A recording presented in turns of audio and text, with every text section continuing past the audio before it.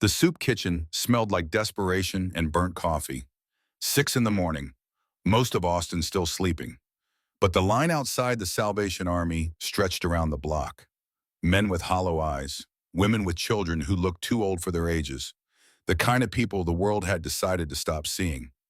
Cole Brennan stood behind the serving counter, wearing an apron over his leather vest. 6'3", arms covered in tattoos that told stories he'd never speak out loud. Skull and crossbones, names of brothers who died, dates that meant something only to him. His hands, scarred knuckles, faded ink between fingers that spelled words in languages most people wouldn't recognize. Those hands ladled soup into paper bowls with surprising gentleness. A little boy, maybe 7, stood in front of him with eyes that reminded Cole of mirrors, the kind that showed you things you'd spent decades trying to forget. "Extra crackers," the boy said, voice barely above whisper. Cole filled the bowl higher than regulations allowed, added 4 packets of crackers instead of 2. The boy's eyes widened, like he'd just witnessed magic, like kindness was something he'd stopped expecting from men who looked like walking violence. "Thank you, mister." The boy moved on. Cole watched him sit with his mother at a corner table, watched her break her own crackers in half to give him more, watched her pretend she wasn't hungry so he could eat. He'd been that boy once. Different city, different decade. Same hunger that had nothing to do with empty stomachs and everything to do with empty spaces where families were supposed to be. "Hey, Reaper," a voice called from the kitchen. "You gonna stand there all day, or you gonna help with the dishes?" Cole turned, smiled slightly. The smile didn't reach his eyes. Never did. He'd forgotten how to make it go that far. The flashback hit him while his hands were in dishwater. They always did. Like his brain had scheduled appointments for trauma and refused to cancel them no matter how many years passed. He was 8 years old, standing in a gas station parking lot, middle of nowhere, Oklahoma, his father's truck idling next to him, the kind of truck that smelled like cigarettes and broken promises. That truck had been more home than any house they'd ever rented. His father handed him a crumpled $10 bill. "Go inside, get yourself something to eat. I'll be right back." Cole had believed him because 8-year-olds believed in things like fathers coming back, in things like tomorrow meaning something good, in things like love being stronger than whatever was in the bottle his father kept under the driver's seat. He'd gone inside, bought a candy bar and a soda, came back out to find the parking spot empty, just oil stains on concrete and the sound of wind through chain link fence. Just the crushing weight of understanding that right back didn't mean what he thought it meant. The gas station attendant had found him 3 hours later, still standing in that empty spot, still holding his candy bar, still waiting. The police came, asked questions he didn't have answers for. They'd found a note in the trash can, 5 words written on a napkin in his father's handwriting. "You're better off without me. 20 years of foster homes, some okay, most not. Families who took in broken kids for the monthly check. Houses where you learned to sleep light and fight dirty. Where you learned that being invisible was safer than being seen. Where you learned that the only people you could trust were the ones who'd been broken the same way you had."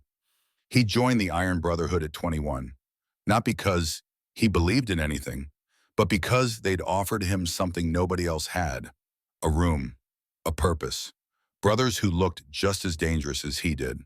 Brothers who'd been thrown away by people who were supposed to love them. Brothers who understood that family wasn't blood. It was choice, daily choice, showing up, keeping promises, standing when everyone else ran. "Reaper," the voice again. "You good?" Cole blinked. The dishwater had gone cold. His hands were still moving, washing the same bowl for the 3rd time, muscle memory taking over when his mind went somewhere else. "Yeah," he said, voice rough, like gravel in a cement mixer. "I'm good." He wasn't. But you didn't tell people that. Not when your reputation was built on being the one who handled things. Not when you were sergeant at arms for an outlaw motorcycle club. Not when your job was to be the wall between your brothers and the world that wanted to destroy them. He finished the dishes, hung up his apron, walked out into Austin morning sunlight that felt too bright for how heavy everything seemed. His Harley sat in the parking lot, black paint, chrome that caught light like knives. The kind of bike that made people nervous when it pulled up behind them at red lights. The Iron Brotherhood clubhouse was 40 minutes south, off Highway 47. The kind of place where cops didn't go unless they were ready for war.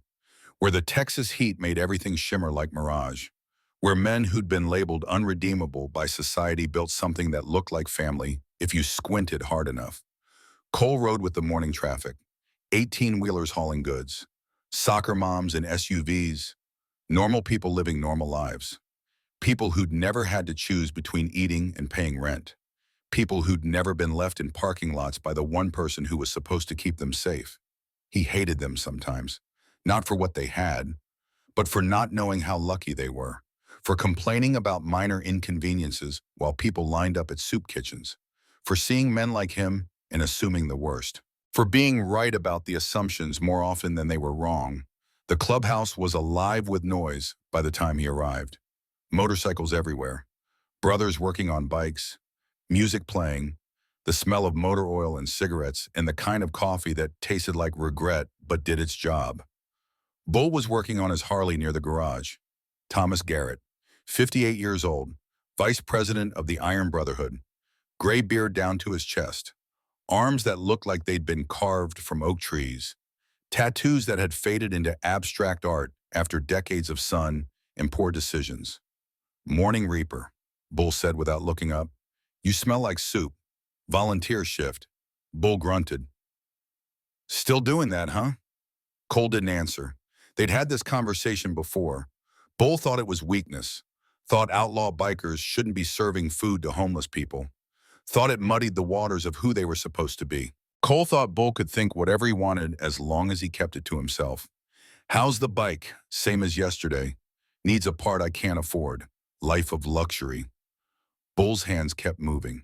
Precise. Careful. Like the motorcycle was something precious. Like it mattered more than it probably did. Cole understood. Sometimes the only thing you could control was whether the machine in front of you ran right. Everything else was chaos. Heading out, Cole said. Need to clear my head. Bull looked up then, eyes that had seen too much, that held the weight of things he never talked about, things that woke him up at 3 a.m., things that made him volunteer for the dangerous jobs because living scared him more than dying did. You okay, brother? Cole almost laughed. No, none of them were okay. You didn't end up in an outlaw motorcycle club because life had been kind. You ended up there because kindness was a luxury you couldn't afford. Because the world had shown you its teeth and you decided to grow your own. Always. Bull held his gaze for 3 seconds, then nodded. Went back to his bike. That was brotherhood. Knowing when to push. Knowing when to let people carry their weight alone. Knowing that sometimes the best help you could offer was the silence that said, I'm here when you're ready. Cole got back on his Harley, headed south on Highway 47. No destination, just movement. Just the wind and the road and the kind of solitude that felt like meditation if you were generous. Felt like running if you were honest. He stopped at a gas station 30 miles south. The Chevron on the edge of nowhere. The kind of place where truckers grabbed coffee. Where bikers filled tanks before long rides. Where people who didn't belong anywhere else found themselves at 2 in the afternoon on a Tuesday. The gas station looked exactly like the one from his memory. Different state, different decade. Same layout. Same worn concrete. Same chain link fence rattling in the wind. Same feeling that this place existed outside of time. Outside of anywhere that mattered. Cole pulled up to pump 7. Cut the engine. The silence hit different without the motorcycle noise. Made room for thoughts he'd been out running for 40 miles. Thoughts about 8-year-old boys. About fathers who left. About promises that meant nothing when they came from mouths that tasted like whiskey. He started filling the tank. The numbers on the pump rolled over. Cents becoming dollars, becoming the price you paid for forward motion. For getting away from wherever here was. That's when he heard the scream. High-pitched. Terrified. The kind that made your spine straighten. That made 20 years of bad decisions and worse choices sharpen into something focused. Something dangerous. Something useful. The scream came from inside the convenience store. Through windows covered in ads for beer and lottery tickets and beef jerky. through doors that had seen thousands of people pass through and probably remembered none of them. Cole's hand moved to the pump, pulled the nozzle out, gasoline still flowing, dripping onto concrete. He didn't care, was already moving toward the store. Leather vest marking him as Iron Brotherhood. Patches that said Sergeant at Arms and Reaper in Detroit, chapter before he'd transferred south. Patches that made cops nervous and criminals think twice. But before he reached the door, it burst open. A little girl running full speed, looking over her shoulder. Eyes wide with terror that no 6-year-old should understand. Blonde hair and pigtails, face streaked with tears, small hands pumping, legs working hard, running like her life depended on speed. She was running straight toward him. Cole stopped, hands up slightly, the universal gesture for I'm not a threat. But he was, to everyone. That was his job. That was his reputation. That was the armor he'd built from scars and bad choices, and decades of being the kind of man mothers pulled their children away from. But this little girl wasn't pulling away. She was running toward him like he was salvation instead of damnation. Like his leather and tattoos and general aura of do not approach meant something different than what the world assumed. Please, she gasped, out of breath, face flushed. Please act like you're my dad. The words hit Cole like buckshot. Gathered impact. Every pellet finding something vital. Act like you're my dad. Act like. Because she knew he wasn't. Knew this was pretend. But needed the pretend so badly she'd picked him. This girl who was maybe 6 years old. Who could have run to the soccer mom at pump 3. Could have run to the elderly couple at pump 5. Could have run to literally anyone who didn't look like they'd just escaped from Central Casting's motorcycle gang extras department. She'd picked him. Picked.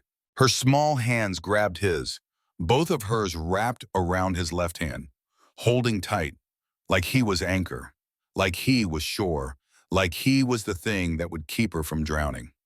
Cole's brain went into that mode, the one where everything slowed down, where you saw details that mattered and discarded ones that didn't, where 20 years of dangerous living taught you to read situations in the time it took normal people to blink.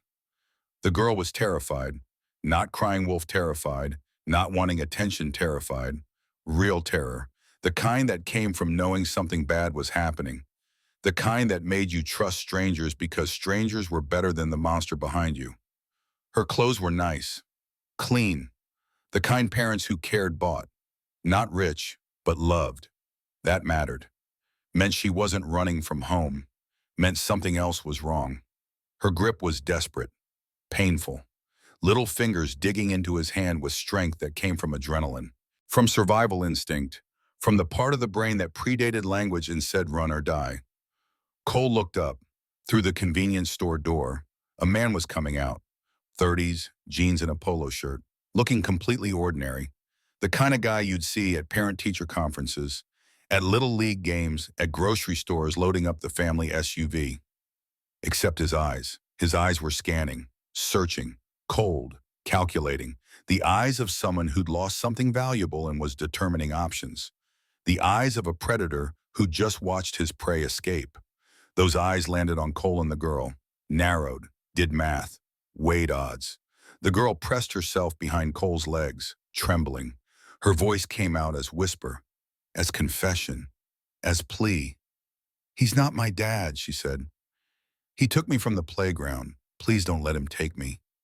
Cole didn't need to hear another word, didn't need proof, didn't need verification. 20 years of reading people in situations where reading them wrong got you killed. 20 years of trusting gut instinct, because gut instinct was the thing that kept you breathing when logic failed. This man was wrong. Everything about him screamed predator wearing prey's clothing, screamed danger in a polo shirt, screamed the kind of monster who looked normal until you were close enough to see the truth. Cole stepped forward, put himself between the girl and the man, his massive body creating wall, his presence filling space, his reputation preceding him in ways that made the man stop walking, made him recalculate. The girl's grip on his hand tightened. Cole squeezed back once, gentle. The gesture saying, I've got you without words. Because words weren't always what scared children needed. Sometimes they just needed to know someone was standing between them and the dark. The man put on a smile, The kind that didn't reach his eyes, that looked practiced. That looked like something he'd used successfully before. That assumed Cole was someone who'd believe performance over instinct. "Emily," he said, voice pitched friendly, voice pitched reasonable, voice pitched like concerned relative. "Sweetheart, you scared me. Come here." The girl's trembling got worse, like hearing him say her name was confirmation of nightmare, like the sound of his voice was trigger for trauma. Cole's voice came out low, dangerous. The voice that came from the part of him that had survived foster homes and street fights and outlaw wars. The voice that said, "I am not someone you want to test. She doesn't want to go with you." The man's smile stayed fixed. Plastic. The kind that said, "I'm being patient with an inconvenient situation. I'm her uncle. She's just upset because I wouldn't buy her candy. You know how kids are." Everything about the statement was wrong. The delivery too smooth, the explanation too ready. The assumption that Cole was someone who'd accept surface and ignore substance. Cole looked down at the girl. She was staring at the ground, shaking, small body radiating fear like heat. "Is this your uncle?" The question came out quiet, not accusatory, just gathering information, just confirming what he already knew. "No," the girl whispered. "I've never seen him before today." The man's face changed, smile dropping, mask cracking. The friendly uncle routine abandoned for something colder, something honest, something that confirmed every instinct Cole's gut had been screaming. "Listen, buddy." The man's voice went hard. "This doesn't concern you. Emily, come here right now." Cole pulled out his phone with his free hand, never taking his eyes off the man, never giving him opening, never breaking the wall he'd become between predator and prey. "Then you won't mind if I call the police and let them sort this out?" That's when the man's hand moved to his jacket pocket, fast, instinctive. The movement of someone reaching for something, for weapon or phone or evidence, for whatever came next when Plan A failed. Cole's body responded before his mind caught up. 20 years of bar fights and club wars, 20 years of situations where hesitation meant hospital or morgue, 20 years of muscle memory that said, "Move now, think later."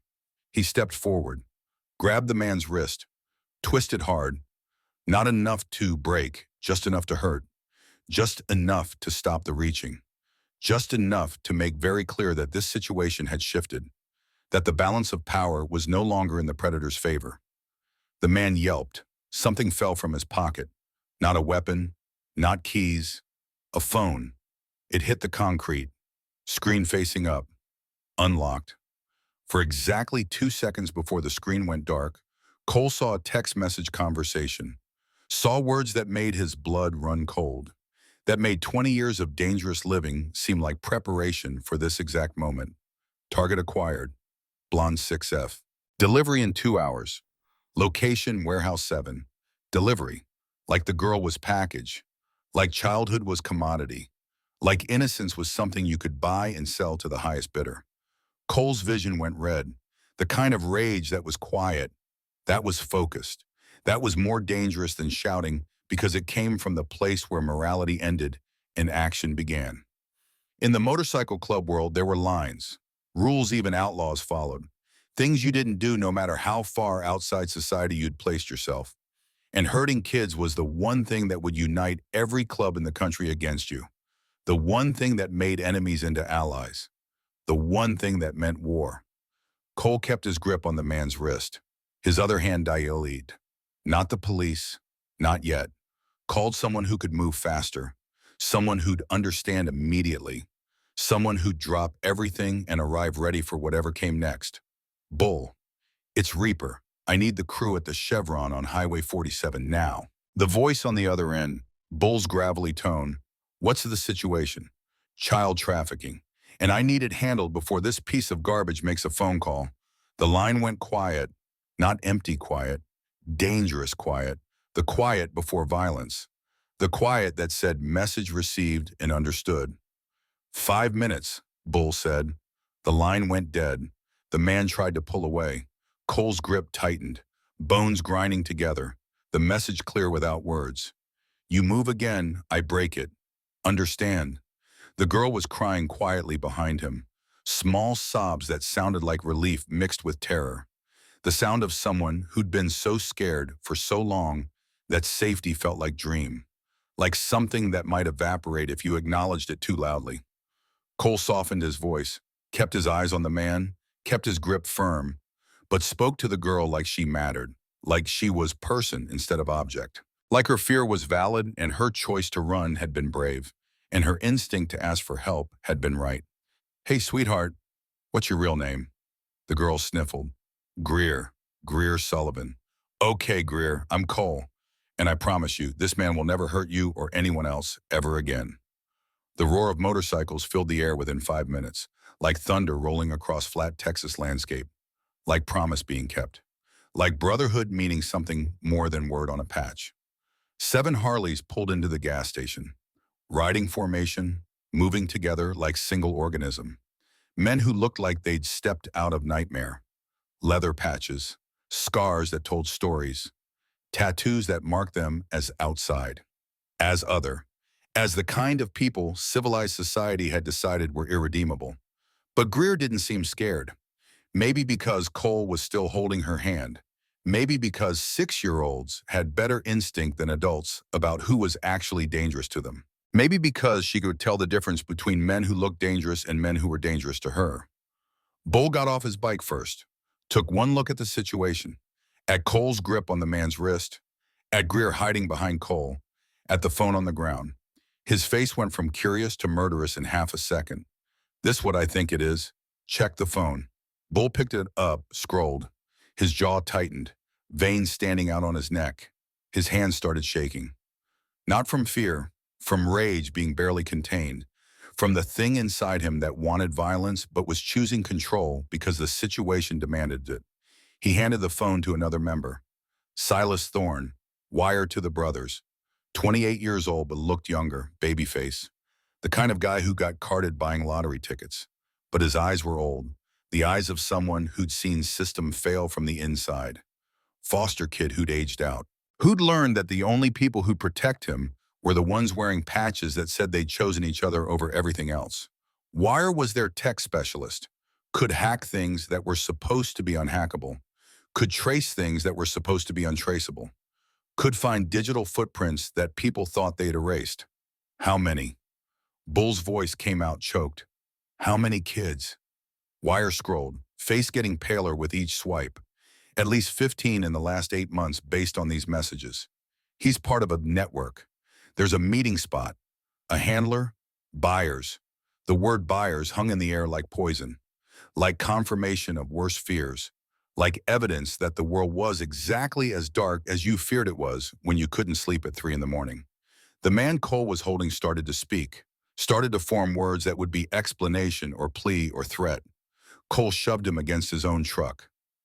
Not hard enough to injure, just hard enough to make very clear that speaking was not currently an option, that this situation was beyond negotiation, that mercy was not on the table.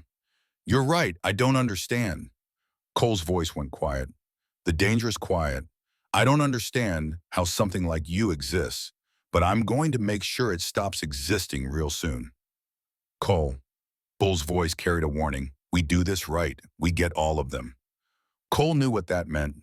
In his younger days, he would have just handled this in the parking lot, would have made the man disappear in ways that made families stop asking questions, would have solved the immediate problem and moved on. But Bull was right. This wasn't about revenge, wasn't about satisfying the rage burning through Cole's veins like gasoline looking for match. This was about making sure every single person in this network faced justice, real justice, the kind that meant they'd never hurt another child. "Wire. Can you access his messages? Find out where this meeting is. Already on it."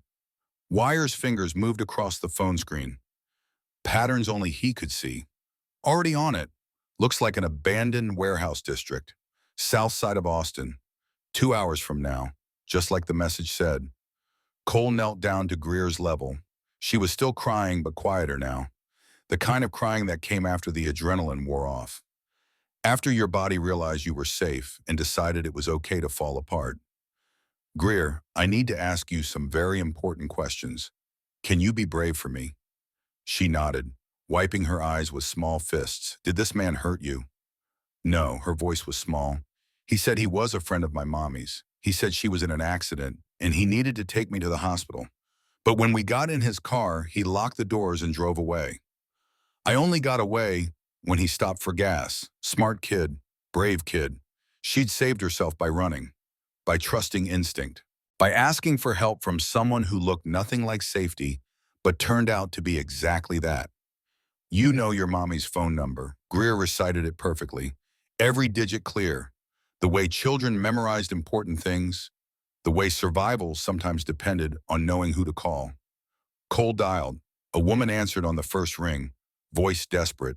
The kind of desperate that came from hours of not knowing. Hours of worst-case scenarios playing on loop. Hours of dying inside while pretending to function. Hello, Mrs. Sullivan, this is Cole Brennan. I'm at a gas station on Highway 47. I have your daughter Greer. She's safe. The sound of sobbing came through the phone.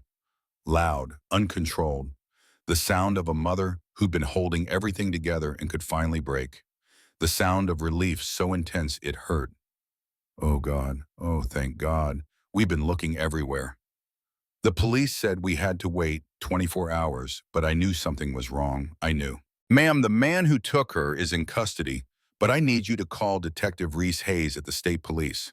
Tell her Cole Brennan from the Iron Brotherhood is requesting her presence at this location. She'll understand.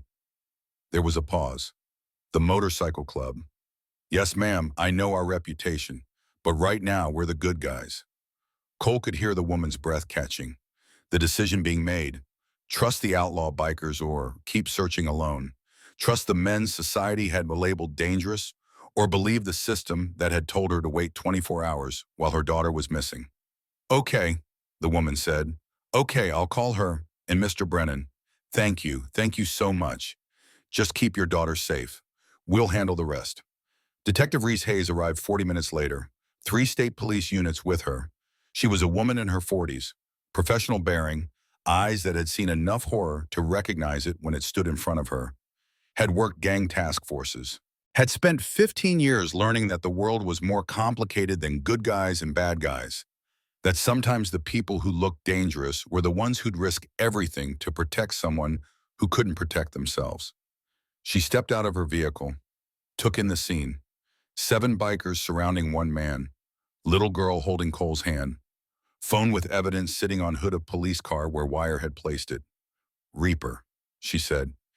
Your message said child trafficking. Cole handed her the phone. Everything you need is on here. Meeting location, network, contacts, records going back months. He grabbed Greer from the playground 3 hours ago. Hayes scrolled through the phone, her face growing darker with each message, each confirmation that the worst of humanity was alive and well and operating in her jurisdiction, that children were being stolen, that innocence was being bought and sold, that monsters wore polo shirts and drove normal cars and looked like anyone else. This is enough for warrants on at least 8 people, she looked up at Cole. How did you? She asked me to act like her dad, Cole said simply. Kids got good instincts. Greer's mother arrived moments later. Bryn Sullivan, 32 years old, blonde hair like her daughter. Face that had been pretty before stress and single parenting and working 3 jobs had carved lines into it. She was out of her car before it fully stopped. Running, calling her daughter's name. Mommy. Greer let go of Cole's hand, ran to her mother. They collided, fell to their knees holding each other, both crying, both alive, both safe. Cole watched, something cracking in his chest, the thing he'd built from scar tissue and bad decisions. The thing that said caring was weakness, that said love was liability, that said the only way to survive was to stop feeling things that hurt. But watching this reunion hurt in the way that meant something real, something that mattered, something that said maybe all the darkness was worth it if this was what light looked like. Bryn Sullivan stood up slowly, Greer attached to her hip, the way 6-year-olds attach to parents after nightmare, the way fear made you hold tighter to the things you almost lost. She approached Cole, tears streaming down her face, looking at him like he was miracle instead of man, like leather and tattoos and reputation meant nothing compared to what he'd done. Thank you, her voice broke. I don't know how to thank you. I don't care what anyone says about motorcycle clubs. You saved my baby. Cole nodded, uncomfortable with gratitude, with being seen as hero, with having someone look at him like he was worth something more than the weight of his mistakes. Just keep her safe. Greer turned back, still in her mother's arms, looking at Cole with eyes that held something he couldn't name, something that looked like trust, like faith, like the beginning of belief that maybe grown-ups could be safe. Thank you, Cole. You saved me. You saved yourself, kid, Cole said, voice rough. You were smart and brave. I just helped a little. But Greer was already digging in her pocket, pulling out a crayon, a scrap of paper, drawing something with intense focus, the way children did when they were trying to capture something important, something that needed recording, something that needed to exist outside of memory. She finished, held it out to Cole. It was picture. Cole on his motorcycle, wings drawn on his vest, making him look like angel instead of outlaw, making him look like protector instead of threat, making him look like what she'd seen instead of what the world assumed. That's you, she said, the scary biker who saved me, except you're not scary at all. Cole took the drawing, folded it carefully, put it in his vest pocket, over his heart, where it would stay, where he could carry proof that sometimes broken men did unbroken things, that sometimes the worst of us managed to be best of us when it mattered most. Hayes was organizing, making calls, coordinating. She pulled Cole aside, away from the mothers and children in moment of relief. We're going to need statements from all of you. You'll get them. But Hayes, I want in on the raid. Absolutely not. This is a police operation.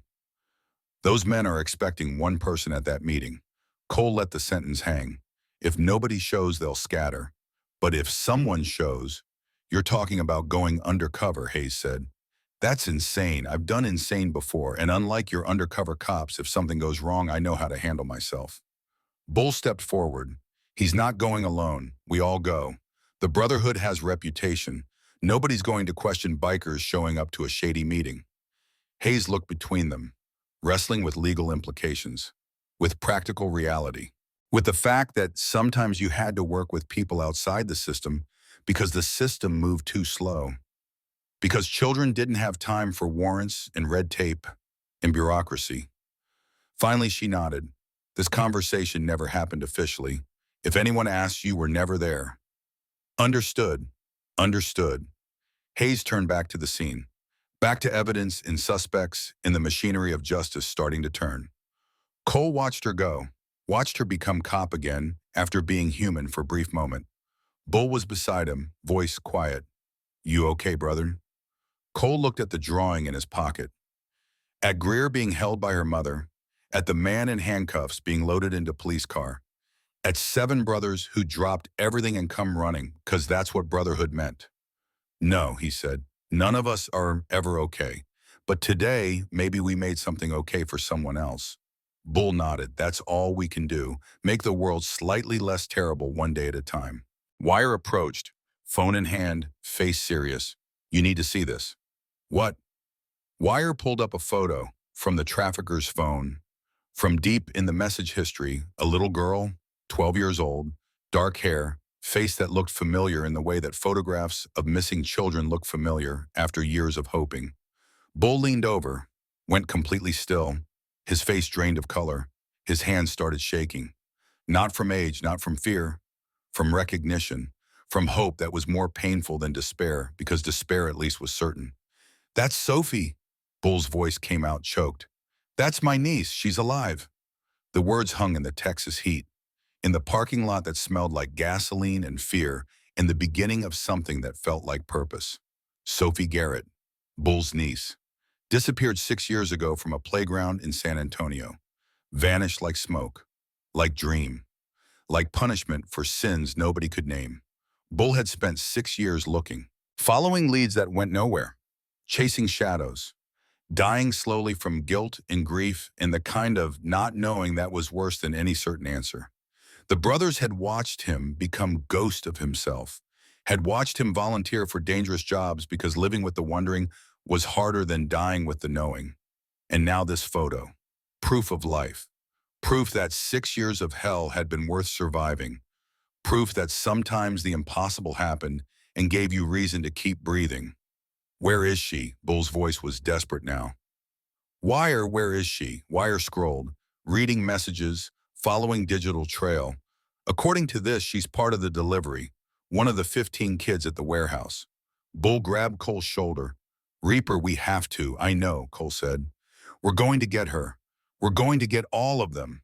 But Bull was already moving, already heading toward his bike, already thinking about 6 years of grief converting into action, into rescue, into the chance to correct mistake the universe had made when it took his niece and gave nothing back but silence.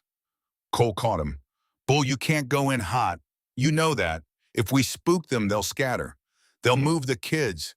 We'll lose them. I don't care. Bull's voice broke. Sophie's alive. My Sophie is alive, and she's being sold like object, and you expect me to wait. That's exactly what I expect. Cole's voice went hard. Not mean, just firm. The voice of Sergeant at Arms. The voice that made decisions when emotion would get people killed. We do this right or we lose them all, including Sophie. Bull's face crumpled. 6 years of holding together or missing apart in parking lots south of Austin. 6 years of being strong enough to survive. 6 years of not knowing turning into one moment of knowing too much. Cole pulled him into a hug, the kind brothers gave when words weren't enough, when the only comfort you could offer was presence, was standing together in the darkness and refusing to let go. We're getting her back, Cole said into Bull's shoulder. I promise you, we're getting all of them back, but we do it smart. We do it right, and we make sure these bastards never hurt anyone ever again. Bull nodded against Cole's vest, trying to pull himself together, trying to be the man the situation needed instead of the uncle his heart was screaming to be. Wire cleared his throat. There's more. The messages mention a name. Vincent Cross. Cole froze. That name.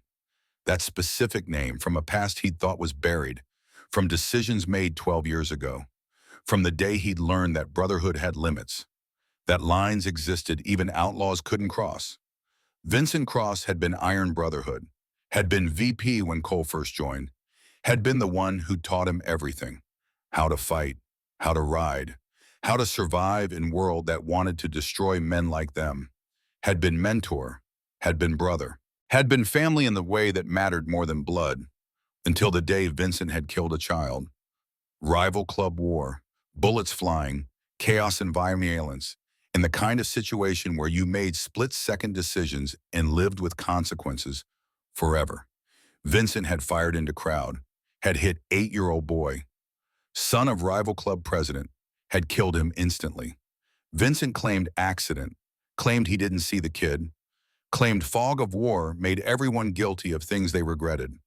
But Cole had seen his face after, had seen lack of remorse, had seen coldness that said maybe it was an accident, maybe it was message, maybe it was the kind of crossing line that meant you'd become monster instead of man.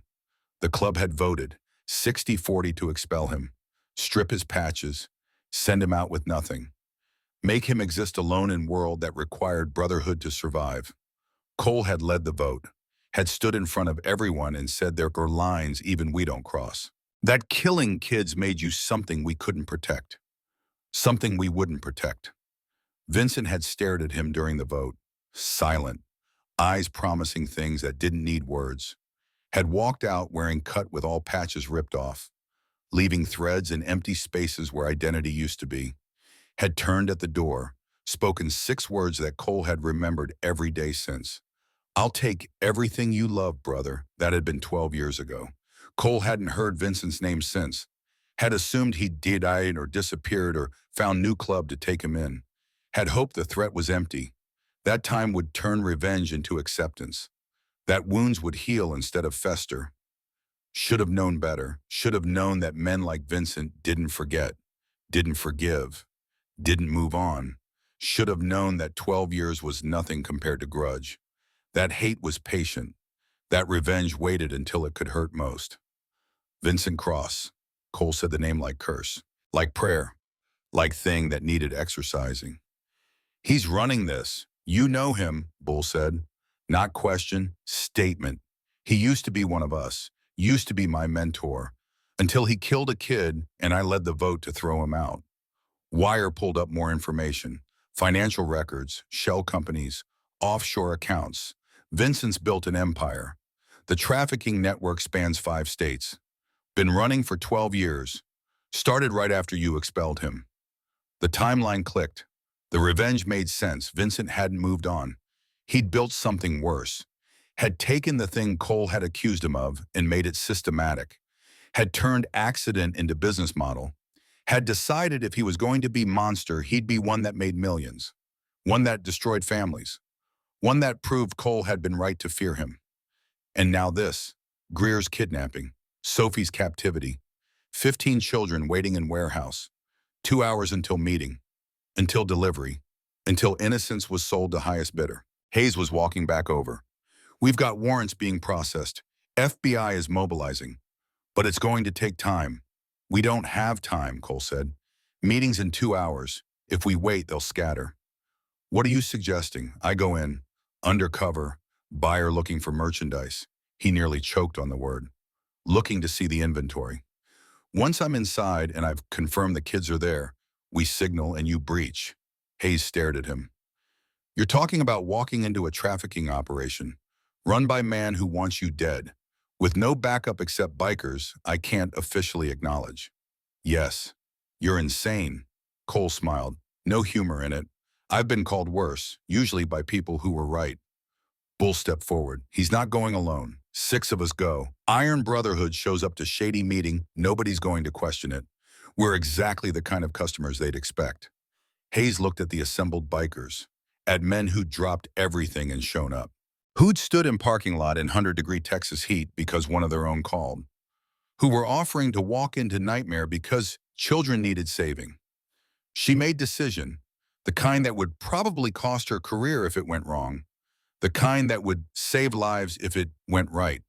The kind that said sometimes you had to trust instinct over regulation, had to choose action over caution, had to believe that broken men were capable of unbroken things. This conversation never happened, Hayes said. But if you're going in, you're wearing a wire. And at the first sign of trouble, I'm breaching whether you signal or not. Understood. Understood. Greer was watching from her mother's arms, small face peering over Bryn's shoulder, looking at Cole like he was something worth watching, worth remembering, worth trusting. Cole walked over, knelt down again, making himself small, making himself approachable, making himself something other than the intimidating wall of leather and violence. Greer, I have to go do something. But I promise you're safe now. This man. Cole pointed at the one being loaded into police car. And all his friends. They're never going to hurt you or anyone else. I promise. Are you going to save the other kids? She asked. Voice small but determined, the ones he was talking about in his messages. Yes. Greer reached out, small hand touching Cole's vest, right over the pocket where her drawing was, right over his heart. Be careful, she said. The scary bikers who save people need to be safe too. Something in Cole's chest cracked wider, the thing he'd spent decades building. The armor that said, don't care because caring hurts. Don't love because love leaves. Don't hope because hope lies. But this 6-year-old girl had just handed him hope, had just given him drawing that said maybe he was worth saving too, had just touched his vest like blessing, like permission, like belief. I'll be careful, he said. I promise. Bryn Sullivan was crying again, quieter this time. The tears of someone who'd been given back, thing they thought was lost forever. She reached out, touched Cole's shoulder. Thank you, she said again. Not just for Greer, but for going after the others, for being what we needed when we needed it. Cole stood, nodded, couldn't speak past the thing in his throat, the emotion that had no name, the feeling that maybe decades of bad choices had been preparation for this moment, that maybe being broken meant you knew how to help other broken things. He walked back to his brothers, 7 men who'd become family, who'd chosen each other when the world gave up on them, who stood together because standing alone meant dying in ways that had nothing to do with stopping breathing. 2 hours, Cole said. We gear up, we plan, and we walk into that warehouse and get those kids out, every single one of them. And Vincent, Bull said, voice hard. What about Vincent? We make sure he never hurts anyone ever again. Through legal channels, through justice, through making sure he spends rest of his life in cage so small he'll wish we'd killed him instead. The brothers nodded, understanding. This wasn't about revenge, was about rescue, was about making sure 15 children went home, about making sure Sophie saw her uncle again, about proving that sometimes the worst of society could do best thing possible.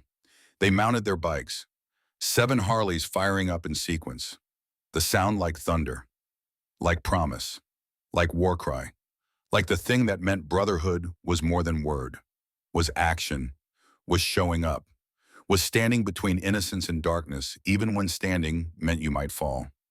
Cole looked back one last time, at Greer safe in her mother's arms, at Hayes coordinating with her team, at the trafficker in handcuffs learning that monsters sometimes got caught, at the gas station that looked so much like the one where his father had left him 33 years ago. But this time Cole wasn't the one being left. This time he was the one doing the saving. This time he got to be the father figure a scared child needed, even if only for afternoon, even if only for moment, even if only in pretend. Sometimes pretend was enough. Sometimes acting like dad was practice for being dad. Sometimes the role you played taught you who you could become. Cole's phone buzzed. Message from Wire. Warehouse location confirmed. Meeting in 1 hour, 45 minutes. 15 minutes to get there. 90 minutes to plan. He looked at his brothers. At Bull, who'd just learned his niece was alive. At Wire, who'd aged out a foster system and found family in patches. At 5 others who'd come running because that's what brotherhood meant. Let's ride, Cole said. And they did. 7 motorcycles heading south. Into afternoon heat. Into danger. Into situation that could get them killed or arrested or both. But riding anyway. Because 15 children needed them. Because Sophie Garrett needed her uncle. Because Greer Sullivan had drawn Cole with wings, and that meant something. Meant he had to try. Had to rise. Had to be the thing she'd seen in him even if he couldn't see it in himself. The highway stretched ahead, hot and long and leading somewhere that smelled like gasoline and fear, in the beginning of the kind of story that changed men. That transformed outlaws into protectors. That proved redemption wasn't about erasing past, was about choosing different future. Part 1 was ending, the setup complete, the players positioned, the stage set for warehouse that held horrors and hope for heroes, for confrontation between brother who'd stayed true and brother who'd become monster, for a moment when Cole Brennan would have to decide who he was, what he stood for, whether he was worth the wings a 6-year-old girl had drawn. Behind them, gas station disappeared in rearview mirrors. Ahead, warehouse waited, and in between was just the road, the ride. The choice to keep moving forward even when everything in you screamed to run away. Cole kept his hand on the throttle, kept his eyes on horizon, kept Greer's drawing over his heart, kept Bull's grief beside him, kept brotherhood behind him, kept moving because stopping meant losing, meant 15 children stayed lost, meant Vincent won, meant pretending to be dad stayed preteen instead of becoming something more. The Iron Brotherhood rode south, into danger, into purpose, into the kind of afternoon that would be remembered, that would be retold, that would prove that sometimes the scariest men became the fiercest protectors, that sometimes broken could fix broken, that sometimes love was violent act of protection instead of gentle word. And somewhere ahead, Vincent Cross waited, not knowing his former student was coming, not knowing 12 years of revenge were about to become justice, not knowing that some lines once crossed couldn't be uncrossed, that some choices couldn't be undone, that some men wouldn't stop until children were safe. The sun beat down, the motorcycles roared, and Cole Brennan rode toward warehouse that would change everything, toward moment that would define him, toward choice between who he'd been and who he could become. Behind him, gas station, ahead warehouse. In between, just man on motorcycle carrying drawing of angel wings and deciding maybe 6-year-old girls saw things adults had forgotten, saw potential in broken men, saw heroes and outcasts, saw fathers and strangers who'd never learned how to be anything but alone. Part 1 complete. Part 2 waiting, and 15 children counting on men who look like nightmares to become their salvation. The ride continued. The Iron Brotherhood clubhouse looked like every bad decision that led men to places society had given up on. Concrete walls, dim lighting, the smell of motor oil and cigarettes, and the kind of coffee that stayed in your system for days. Patches on walls from clubs that no longer existed. Photos of brothers who died young. The accumulated weight of lives lived outside the margins. 7 men stood around a table covered in weapons. Not the kind you bought at sporting goods stores. The kind that came from places where serial numbers had been filed off and questions weren't asked. The kind that meant business when talking failed. Cole spread out a map. Wire had pulled it from satellite imagery. Printed it on paper that showed every entrance, every exit, every shadow where someone could hide or run or die. The warehouse was exactly what you'd expect. Abandoned industrial complex on Austin's south side. 3 buildings, broken windows. Graffiti covering walls that had once held the machinery of legitimate business, now holding the machinery of something darker. Something that traded in futures that would never exist, in childhoods that ended before they started. We go in as buyers. Cole's finger traced the main entrance. Wires created digital trail. We're oil executives from Dallas, looking to diversify investments. That's the cover story if anyone asks, but they won't ask because Vincent knows men who show up in leather don't explain themselves. Bull was pacing, had been pacing for 40 minutes, since they'd arrived, since they'd started planning, since he'd learned his niece was alive, and every second not moving toward her felt like betrayal, like choosing wrong thing, like failing her again. Rowan's in there. Bull's voice was tight. My Rowan, 6 years I've been looking, 6 years I've been dying inside, and you want me to wait outside? Cole looked at him, at brother who'd stood beside him through wars and funerals, and the kind of nights where mourning seemed impossible. At man who'd watched his niece disappear and spent 6 years becoming ghost of himself. Bull, if you go in and Vincent sees your face, he'll know. He'll know we made the connection. He'll move the kids. We'll lose them. We'll lose Rowan. The name hit different now. Not Sophie, Rowan. Real name. Real person. Real 12-year-old girl who'd spent 6 years in nightmare. Who'd survived things that killed parts of you that never grew back. Who needed her uncle to be smart instead of desperate. Bull stopped in pacing, stood there. Massive body shaking.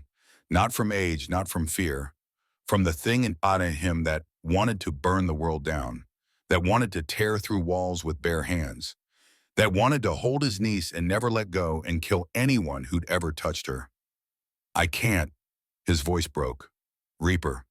I can't just wait outside while she's in there. You're not waiting outside. You're the insurance. If something goes wrong, if the signal doesn't come, if we don't come out, you breach. You bring the war. You make sure those kids get out even if we don't. Bull's jaw worked, grinding teeth, making decision that went against every instinct, against the part of him that screamed uncle before brother, family before club, love before tactics. Okay, he finally said. Okay, but Reaper, you bring her out. You promise me you bring her out. I promise. Wire cleared his throat. There's something else. The messages mention a timeline. Vincent's planning to move the kids after this meeting, ship them to different locations. Split them up. This is our only shot. The weight of that landed. Only shot. If they failed, if they spooked Vincent, if the operation went wrong, 15 children would disappear, would be scattered across the country, would become ghosts that haunted parents for the rest of their lives. What's the buyer profile? One of the other brothers asked. Hammer, older member, 45, scarred face. The kind of damage that came from living hard and dying slowly. Wire pulled up files on his laptop. Based on the messages, buyers are varied. Some want labor, some want. He couldn't finish, didn't need to. They all knew, and all understood that evil came in varieties, that monsters had preferences, that childhood ended in different ways, but all of them were wrong. Cole felt sick, the kind of sick that had nothing to do with stomach.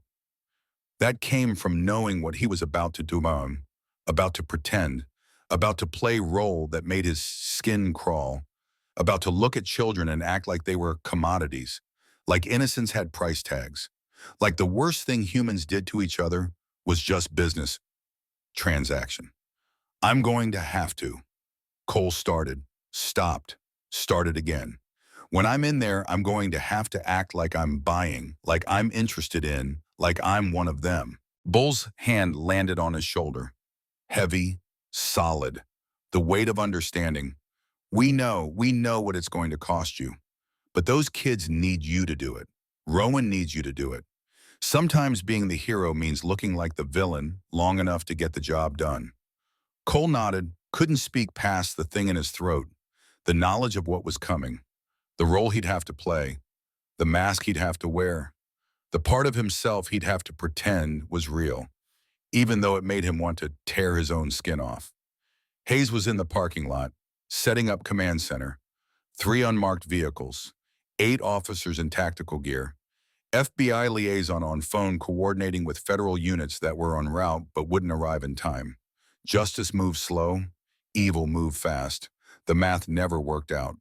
She walked over to Cole, handed him a wire, small device that would transmit everything, that would record evidence, that would make sure whatever happened in that warehouse could be used in court instead of just in nightmares. You say the word perimeter and we breach. Every entrance, full tactical. But Cole, she paused, if you're in danger, if Vincent makes you, don't wait for the signal. Just get out. Get those kids to safety. We'll handle the rest.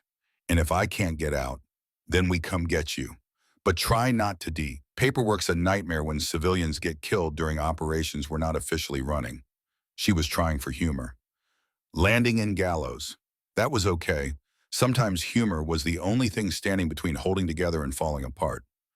Cole took the wire, put it on, felt it against his skin. Small piece of metal and plastic that meant accountability. That meant witnesses. That meant the difference between justice and just revenge. Bryn Sullivan was there, had driven from the gas station, couldn't stay away. Couldn't go home while 15 other children were living what her daughter had almost lived. Couldn't be anywhere except here, in parking lot, waiting, hoping, praying to God she probably didn't believe in anymore. She approached Cole, Greer holding her hand, small face, serious, looking at the motorcycles and the tactical gear and the preparation for violence with 6-year-old understanding that something big was happening.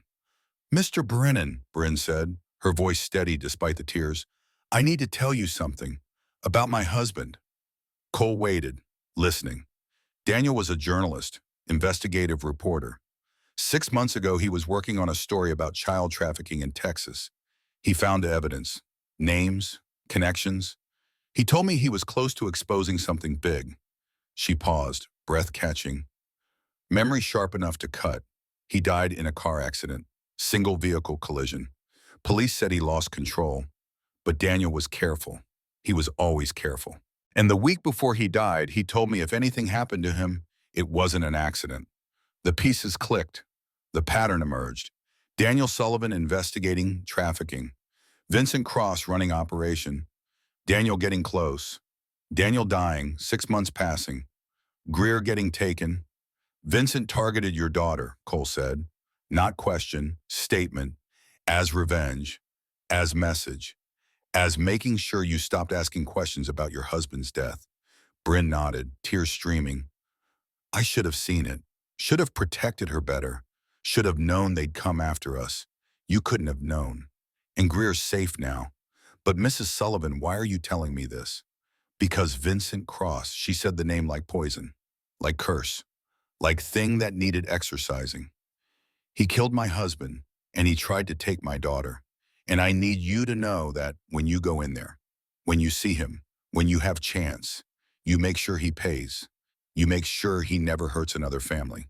Cole looked at her, at widow who'd lost husband and almost lost daughter, at mother who'd worked 3 jobs and kept going, at woman who'd survived what would have broken most people and was still standing, still fighting, still believing that justice was possible.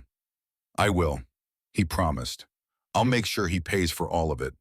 Greer tugged his vest, the one with patches, the one that marked him as outlaw, as dangerous, as the kind of man you crossed the street to avoid. But she wasn't avoiding, wasn't scared, was looking up at him with trust that felt heavier than body armor. "You're going to save the other kids," she said, "like the ones in the messages." "Yes. Will you be safe? I'm going to try." She pulled something from her pocket. Small bracelet, made of plastic beads. The kind children made at school or summer camp. The kind that meant something because of who made it, not because of what it was. "My daddy gave this to me. Before he died. He said it would keep me safe. But I think you need it more right now." Cole's eyes burned, the thing in his chest cracking wider, the armor falling away.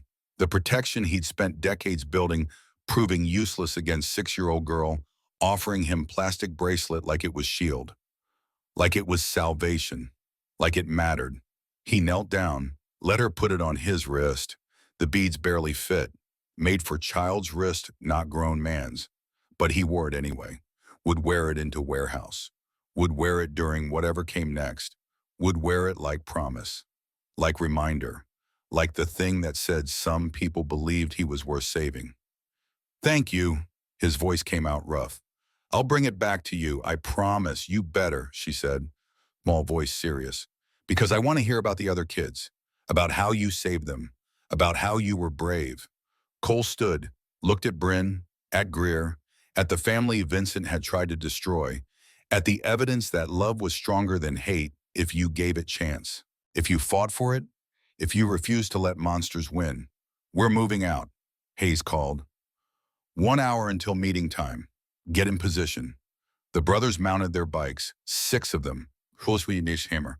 3 others whose names were less important than their presence, than their willingness to ride into danger because that's what brotherhood meant.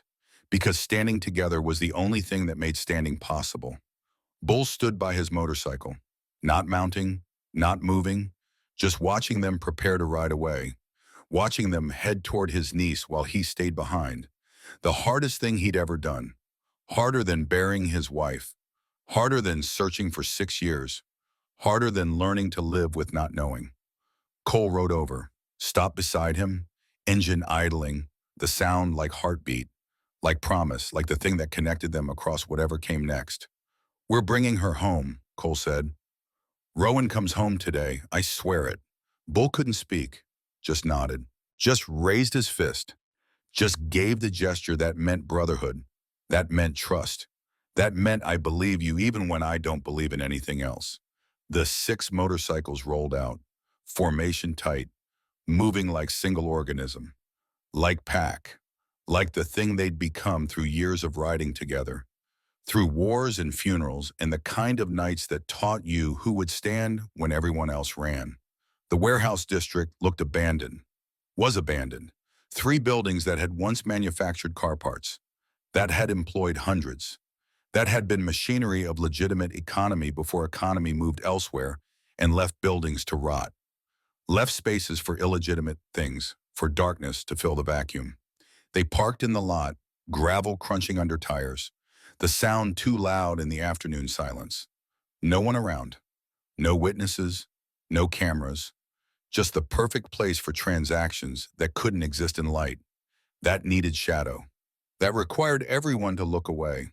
Marcus Kane was waiting outside, the man from the gas station, no longer in polo shirt, now in tactical gear. Body armor, the outfits saying this was business, this was protected. This was not something you could disrupt without consequences. He recognized Cole, smiled slightly, the kind of smile that said, "I know what you did to me. I remember the grip on my wrist. I remember the humiliation. And I'm going to enjoy what comes next." "You're late," Marcus said, voice flat, professional. The affect of someone who'd done this so many times it was routine. Children were inventory. Buyers were customers. Trauma was just cost of doing business. Had to make sure we weren't followed. Cole's voice came out steady, despite the sick feeling, despite the knowledge of what he was about to see, despite the wire pressing against his chest, recording everything. Creating evidence, building case, making sure justice was possible. Marcus studied them. 6 bikers, leather and patches. The look of men who'd lived outside law long enough to look comfortable there. Men who fit the profile, who were exactly the kind of customers this operation served. You got the money, wire pulled out a phone, showed account balance. The number was fake, created by FBI, but looked real. $500,000, the price of innocence, the cost of childhood, the amount that made men like Marcus willing to destroy futures. Marcus nodded, satisfied. Come on, but I wasn't expecting this many of you. My brothers go where I go, Cole said. Problem. Marcus hesitated, then shook his head. No problem. But Vincent's going to want to verify everything. Marcus paused, careful these days. They followed him toward the main building, through door that hung crooked on broken hinges, into interior that smelled like mold and rust and something worse. Something organic, something human. The smell of fear and unwashed bodies and the kind of despair that soaked into concrete.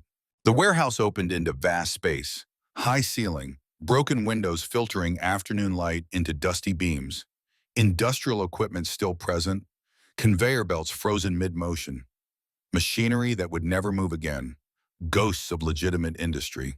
But that wasn't what Cole saw, wasn't what made his breath catch, wasn't what made the sick feeling in his stomach become something worse.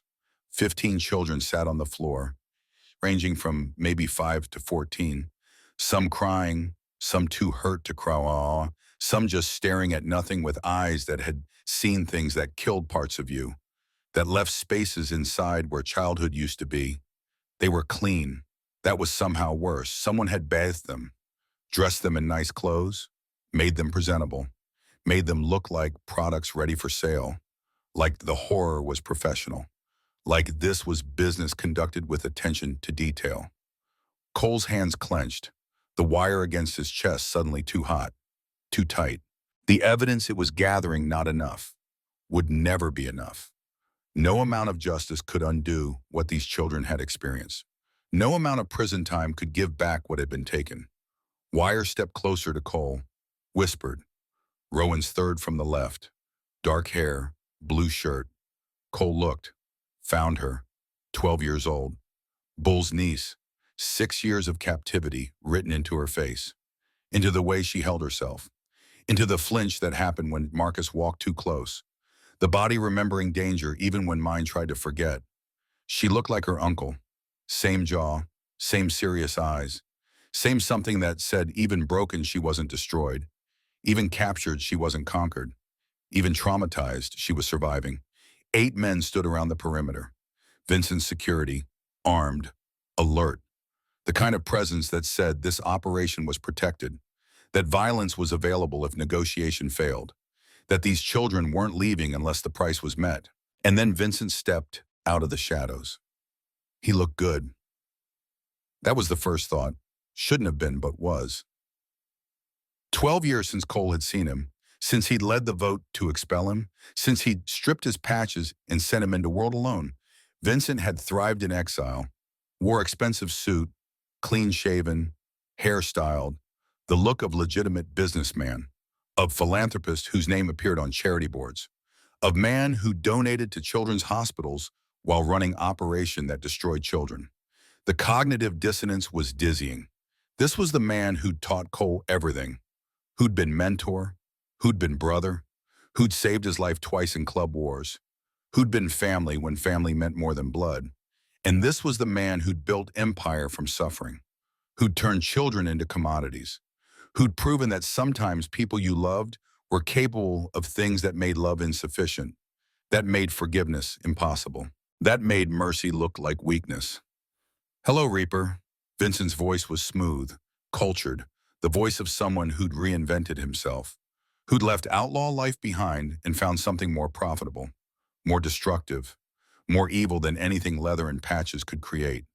Vincent, the name came out neutral, not friendly, not hostile, just acknowledgement, just the sound of former brothers meeting after 12 years, after the vote, after the expulsion, after everything that made this moment both inevitable and impossible. Been a long time, not long enough. Vincent smiled, the smile reaching his eyes.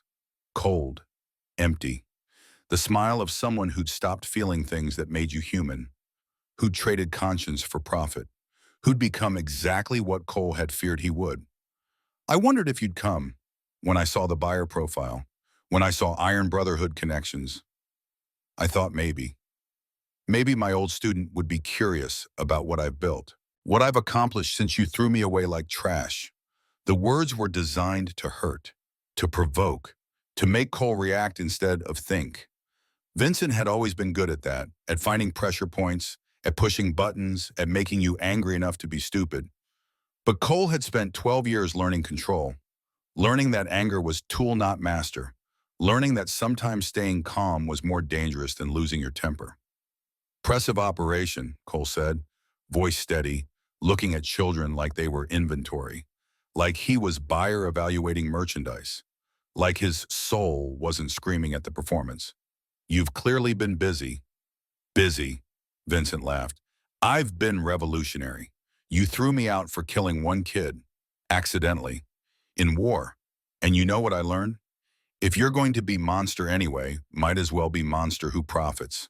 He walked closer, hands in pockets, casual, like they were discussing weather instead of atrocity.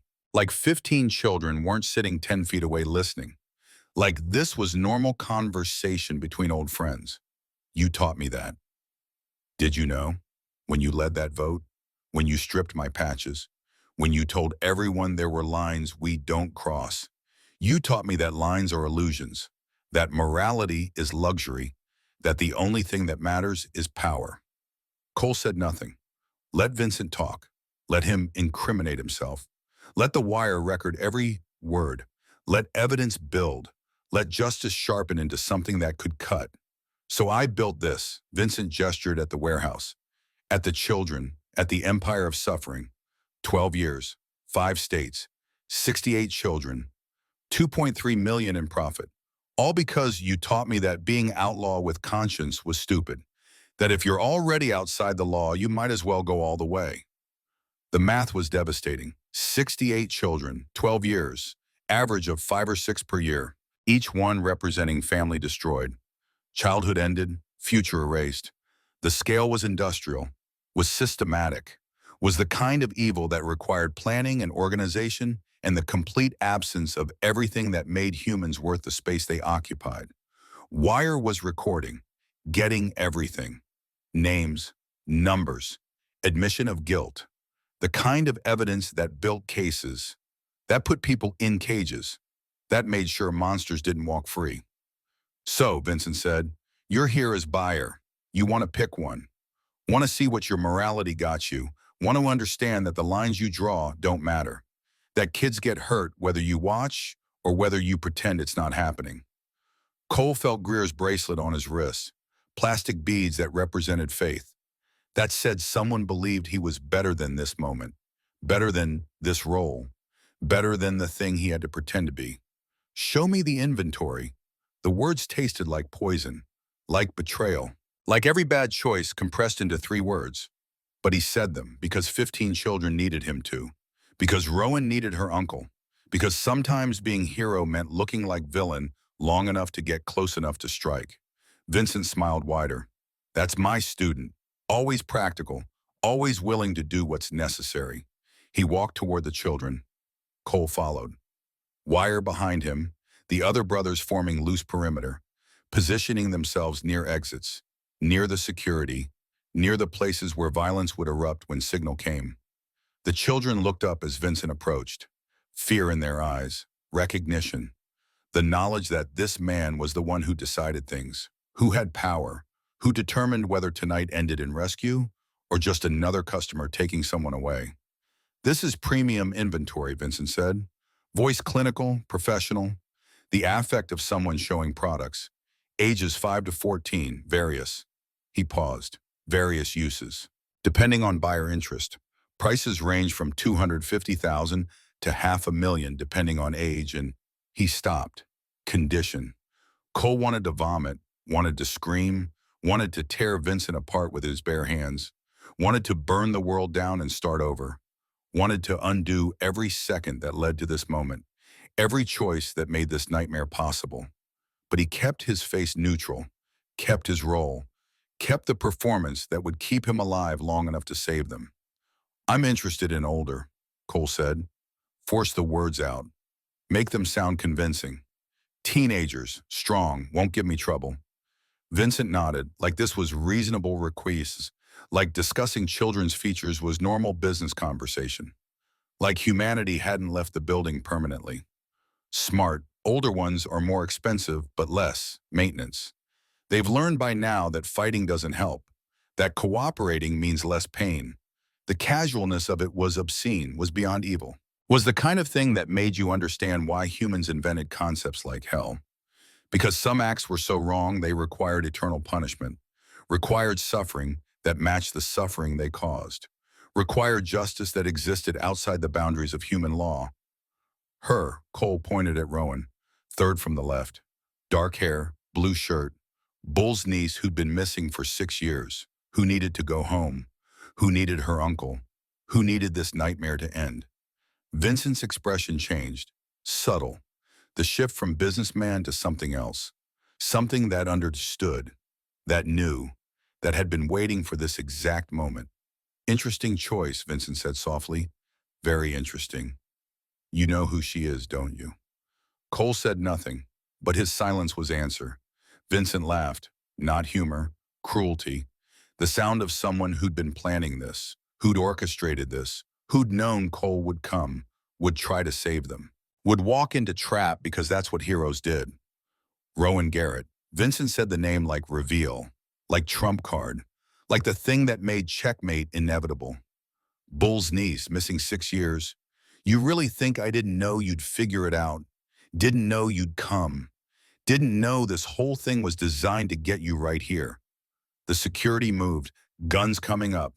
8 men with weapons trained on Cole and his brothers. The trap springing. The moment shifting from rescue operation to ambush.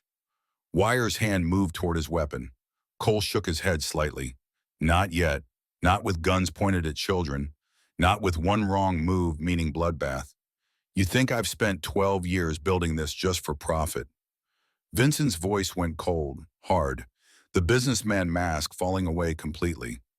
I built this to hurt you, to show you that your morality means nothing, that your lines are meaningless, that the world doesn't care what you think is right. He walked closer, close enough that Cole could see his eyes, could see the thing that lived there now, the absence, the void, the place where humanity used to be. Every child I took, every family I destroyed, every dollar I made, it was all to prove a point to you, that you were wrong, that I was right, that monsters win. Cole's heart was hammering, the wire against his chest recording everything. Every admission, every confession, every piece of evidence that would put Vincent away forever. But evidence didn't matter if they didn't survive to deliver it. Didn't matter if guns fired and children got caught in crossfire. Didn't matter if trying to be hero just got more people killed. Where's Bull? Vincent asked. I know he's here. Know he's waiting. Know he heard about his precious niece and lost his mind. So where is he? Outside. With the police. Vincent's laugh was genuine this time. You brought the cops, my old student working with the system. How the mighty have fallen. And here I thought you'd come for revenge. Thought maybe you'd learn that justice is just word people use to feel better about vengeance. Cole said nothing. Calculating odds. 6 brothers against 8 security plus Vincent. Guns against guns. Children in the middle. The math didn't work. The situation was designed not to work. Was designed to end one way. With Vincent winning. With Cole dead. With the point proven. Any last words? Vincent asked. Before I prove that your moral superiority got you killed and changed nothing. The door burst open. Detective Reese Hayes walked in. Alone, unarmed, hands up, the submission clear, the surrender apparent, the betrayal obvious. Vincent's security swung guns toward her. She stopped, stood there, professional bearing despite the situation. Despite walking into warehouse full of armed men, despite inserting herself into nightmare. Lower your weapons, Hayes said, voice calm, authoritative. The tone of cop who'd done this before, who'd negotiated with criminals. Who'd learned that confidence sometimes bought seconds, and seconds sometimes saved lives? Vincent stared at her, recognition dawning. Detective Hayes, State Police. We've met before. At charity events, at fundraisers. You know my legitimate face, my respectable face. I know all your faces, Hayes said, and I know about your operation, about the network, about everything. Cole's wearing a wire. FBI's listening. Your admissions are recorded. It's over, Vincent. Vincent's expression didn't change, didn't show concern, didn't show the fear that Hayes's words should have triggered. Instead, he smiled. A wire, of course a wire. You think I didn't scan him? Think I didn't check? Think I'm amateur who gets caught by basic police work? He pulled something from his pocket. Small device. Jammer. The kind that blocks signals. That made wires useless. That turned evidence into static. Been jamming since you walked in. FBI's hearing nothing but white noise. Whatever you think you're recording is garbage. Inadmissible. Useless. Hayes's face didn't change. Didn't show the panic Cole felt rising. The understanding that the wire was dead. That the evidence was gone. That they'd walked into a trap that was better planned than they'd feared. So, Vincent said, we're back to simple equation. You all die. The kids stay. And I prove my point. That doing the right thing just gets you killed while monsters thrive. Hayes took a step closer. And what's the point of proving your point if you're dead too? Because that's how this ends, Vincent. Even if you kill us, even if you win this moment, you've already lost. What are you talking about? Hayes smiled, no humor in it. Just cold calculation, just the look of someone who'd been 2 steps ahead the whole time, who'd anticipated the jammer, who'd planned for the trap. You think we relied on one wire, one piece of evidence, one recording that you could block? Vincent, we've been building case against you for 8 months. Since before Cole even knew you were involved. Since before this meeting was planned. She pulled out phone, showed screen, financial records, shell companies, offshore accounts. The digital trail Wire had compiled. The evidence that existed outside the warehouse, outside Vincent's control, outside the jammer's reach. We have your communications, your financial transactions, your network contacts. We have witnesses willing to testify. We have physical evidence from a dozen locations. We have everything we need to put you away for life, with or without what happens here. Vincent's face changed, the confidence cracking, the understanding settling in. The realization that the trap had worked but not the way he'd planned, that he'd been so focused on proving point to Cole, he'd missed the larger operation building around him. So your choice, Hayes continued, is simple. You can kill us all, win this moment, and die in shootout with FBI tactical team that's currently surrounding this building. Or you can surrender, live long enough to stand trial, maybe even tell yourself you're still beginning because you'll argue in court. Make your speeches, prove your point to jury. Vincent looked around, at his security, at the children, at Cole standing between him and Rowan, at the warehouse that had been his empire, his proof, his monument to the idea that morality was weakness. The silence stretched, seconds feeling like hours, everyone waiting for decision that would determine whether this ended in rescue or massacre, whether 15 children went home or became collateral damage, whether Cole's promise to Bull would be kept or broken.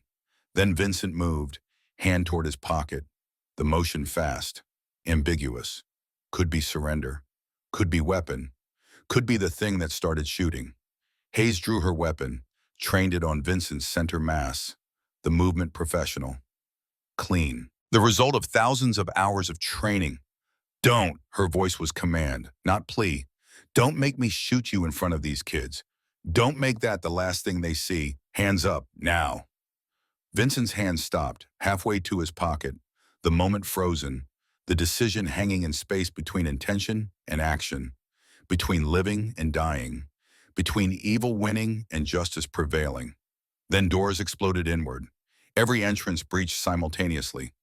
FBI tactical, state police, 25 agents in full gear moving like coordinated machine, like choreographed violence, like the thing that happened when the system actually worked. Get down, get down. the commands overlapping, shouted from multiple directions. The sound of authority backed by overwhelming force.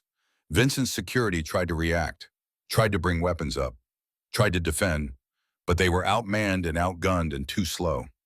Tactical teams moved like water, flowing around obstacles, surrounding, containing, neutralizing threats before threats could become violence. Marcus Kane tried to grab Rowan, tried to use her as shield, his hand reaching for her hair, his body moving toward her position. Bull Garrett came through the window, literally, on his motorcycle. Harley crashing through the high window and spray of glass and metal and the sound of engines screaming.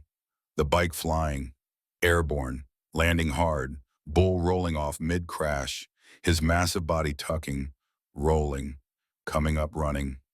He hit Marcus like freight train. 240 pounds of fury and desperation and 6 years of grief converting into kinetic energy. Marcus went down, hard, skull bouncing off concrete, Bull on top of him, fists falling like hammers, like judgment, like the physical manifestation of consequences. Stand down, tactical teams shouting, at Bull, at everyone, trying to regain control of situation that had exploded into chaos. But Bull wasn't standing down, was hitting Marcus again and again, was making sure the man who'd held his niece captive understood pain, understood suffering, understood that some debts got paid in blood and broken bones and trauma that lasted forever. Cole moved toward Rowan, toward the children, putting himself between them and the violence, becoming shield, becoming wall, becoming the thing Greer had drawn, the biker with wings protecting innocence from the dark.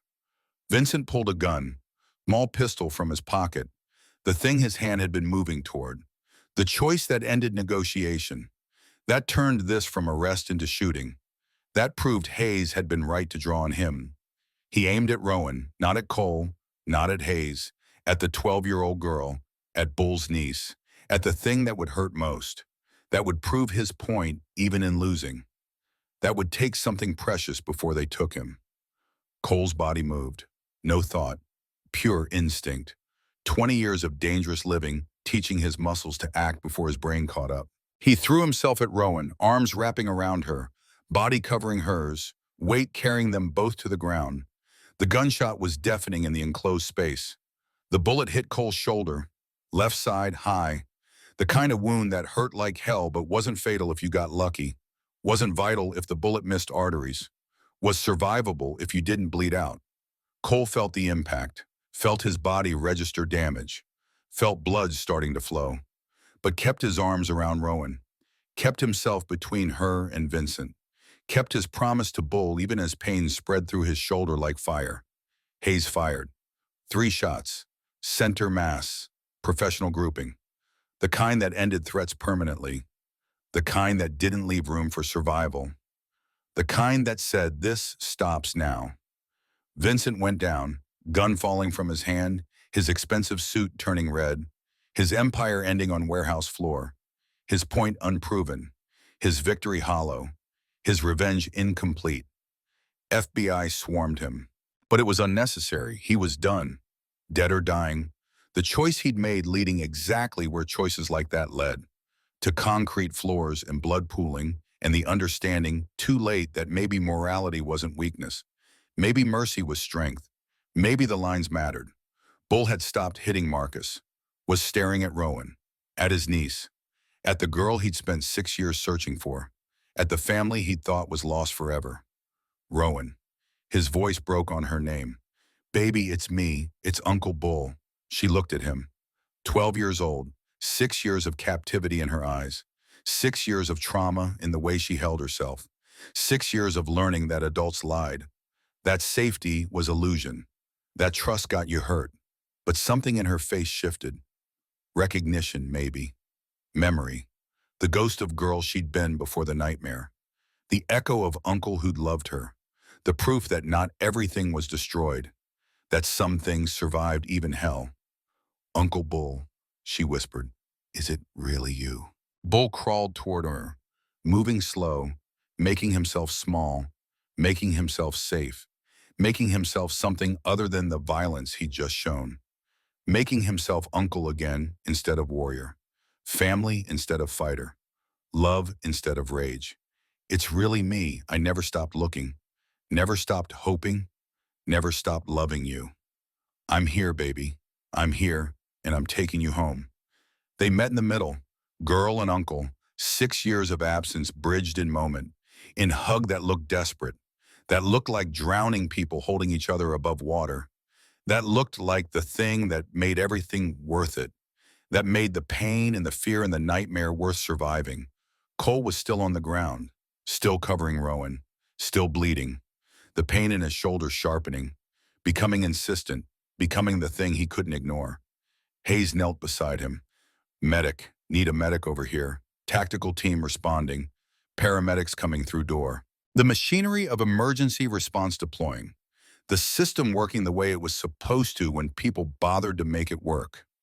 Cole looked at the children, all 15 of them, alive, breathing, free, being tended to by FBI agents who'd been trained for this, who knew how to approach traumatized kids, who understood that rescue was just the beginning, that healing would take years, that some scars never fully faded. But they were alive, were safe, were going home. Greer's bracelet was still on his wrist, plastic beads stained with his blood now, proof that promises kept cost something, that being hero meant bleeding, that saving others meant risking yourself. A small hand touched his arm. Rowan, looking down at him, at the man who'd taken bullet men for her, at the stranger who'd kept promise to her uncle, at the biker with wings who'd proven Greer's drawing was prophetic. Thank you, she whispered, for stopping him, for protecting us, for bringing my uncle back. Cole smiled despite the pain, despite the blood loss, despite everything. I promised him I'd bring you home. Had to keep the promise. Paramedics were working on his shoulder. Pressure, bandages, the professional movements that meant they knew what they were doing. That meant he'd probably survive. That meant he'd live to make more promises, to keep more promises, to be the thing a 6-year-old girl had drawn. Wire was gathering the children, helping FBI coordinate. Silas Thorne, the tech specialist, now being the gentle presence traumatized kids needed.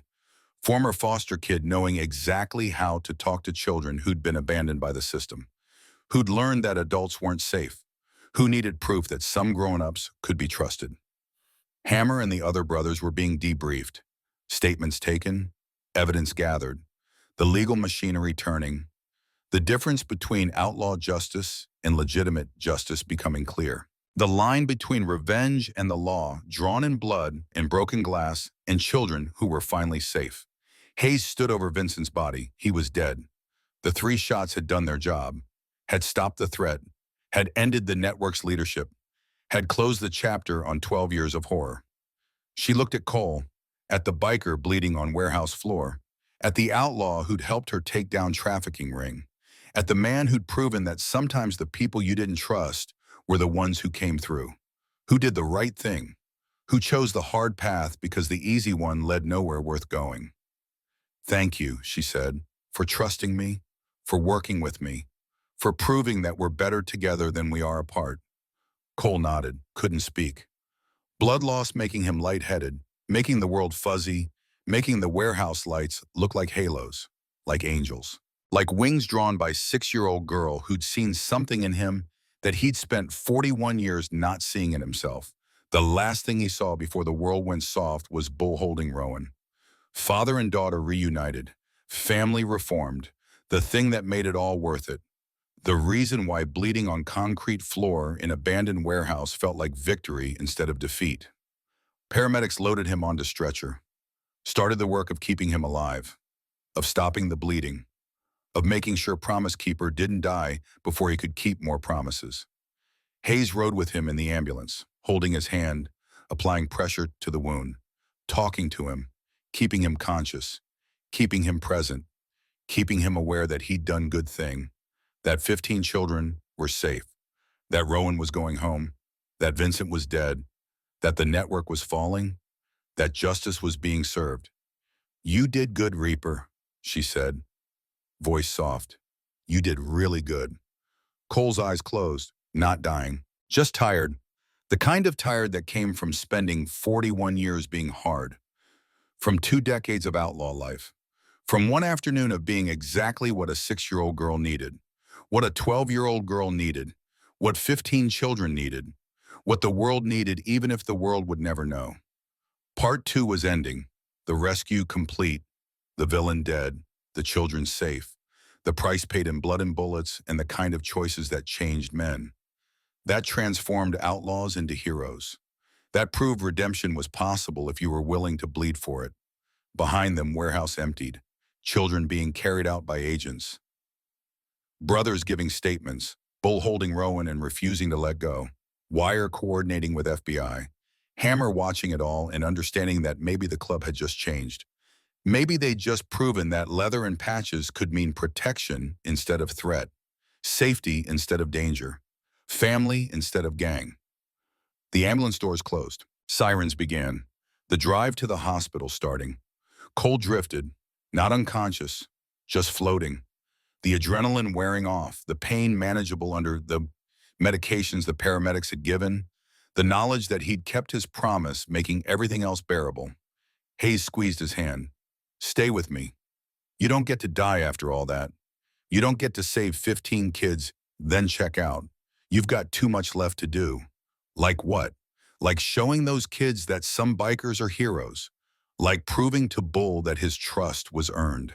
Like going back to that gas station and telling Greer Sullivan that you kept her bracelet safe. That you brought it home. That promises matter. Cole smiled, eyes still closed. That's a lot of responsibility for outlaw. Then maybe stop being outlaw. Maybe start being what that little girl drew. Maybe be the man with wings. The thought lodged in Cole's chest. Right next to the bullet wound. Next to the place where armor had cracked. Next to the space where maybe something new could grow. Something that looked like hope. Like purpose. Like the beginning of believing that 41 years of bad choices didn't define the next 41. That change was possible. That redemption was earned through action. Through showing up. Through bleeding when necessary and standing when possible and choosing to be better than everything that made you. Somewhere behind them, Bull was holding Rowan. Somewhere behind them, Wire was helping traumatized children. Somewhere behind them, a warehouse held evidence of evil, but also proof of good. Somewhere behind them, the Iron Brotherhood was learning that sometimes the best thing outlaws could do was stop being outlaws. Start being protectors. Be the thing society needed, even if society would never admit needing them. But that was part 3. That was the transformation. That was the choice that came after rescue. After violence, after proving that being scary could mean being safe. That looking dangerous could hide the dangerous capacity for love. For now, Cole just held on, kept breathing, kept his hand wrapped around Hayes' hand, kept Greer's bracelet on his wrist, kept the promise in his heart, kept going because stopping meant failing, meant breaking promises, meant being the father who left instead of the father who showed up. The hospital lights appeared ahead. Emergency entrance, trauma team waiting, the machinery of modern medicine preparing to save life that had spent decades not being sure it was worth saving. But was worth it now. Was worth it because 15 children needed to see him heal, needed proof that protecting others didn't mean dying, needed evidence that heroes survived, that good guys sometimes won, that the world wasn't completely dark if you were willing to be light. Part 2 complete. Rescue achieved.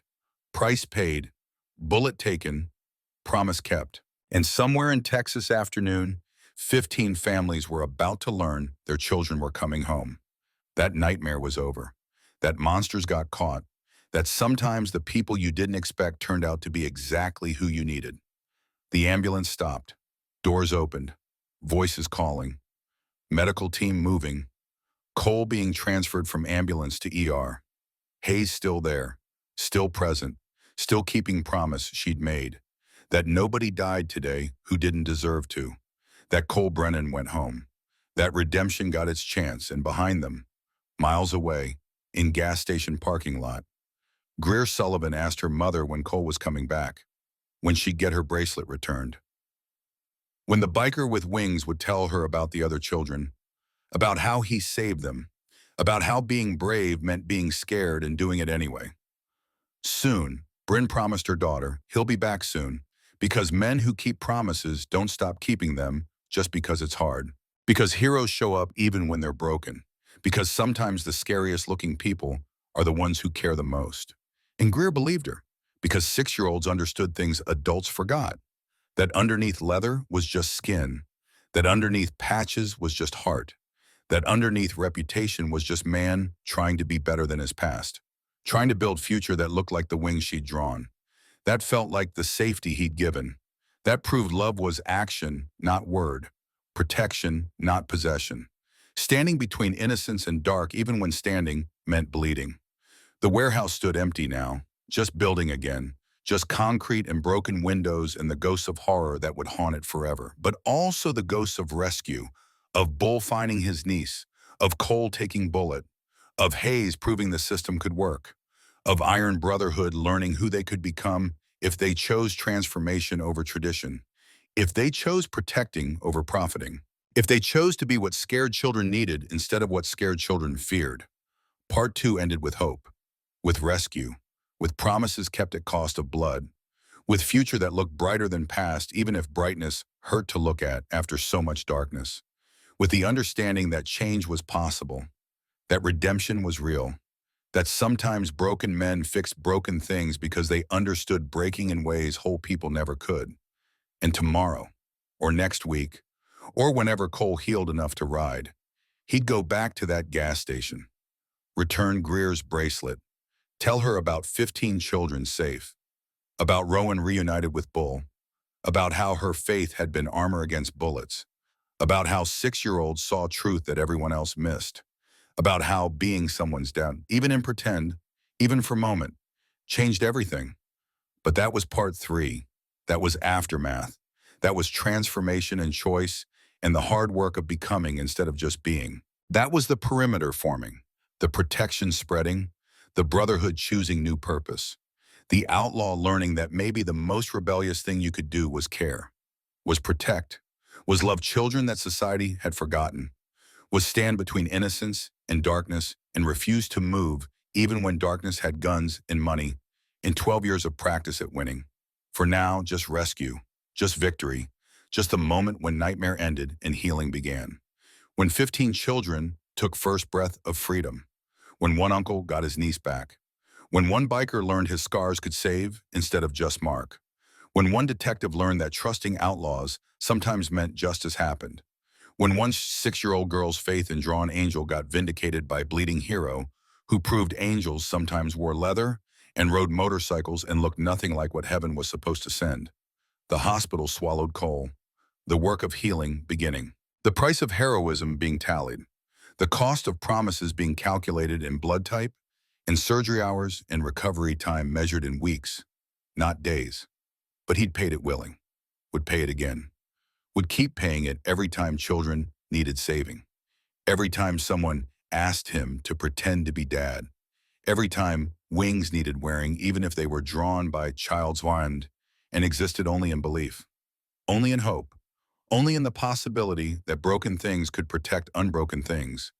That scary could mean safe, that the monsters you feared could turn out to be angels you needed. Part 2 complete, the warehouse behind them, the healing ahead, and 15 children breathing free air, going home, beginning the long work of becoming something other than victims, beginning the longer work of being survivors, being children again, being safe and somewhere in the in-between, in the space between rescue and healing, between victory and transformation, between nightmare and dream. A 6-year-old girl held a drawing of biker with wings and believed he'd come back, believed promises mattered, believed grown-ups could be trusted if you picked the right ones, if you listened to instinct, if you ran towards scary instead of away when scary was the only hope you had. She was right to believe.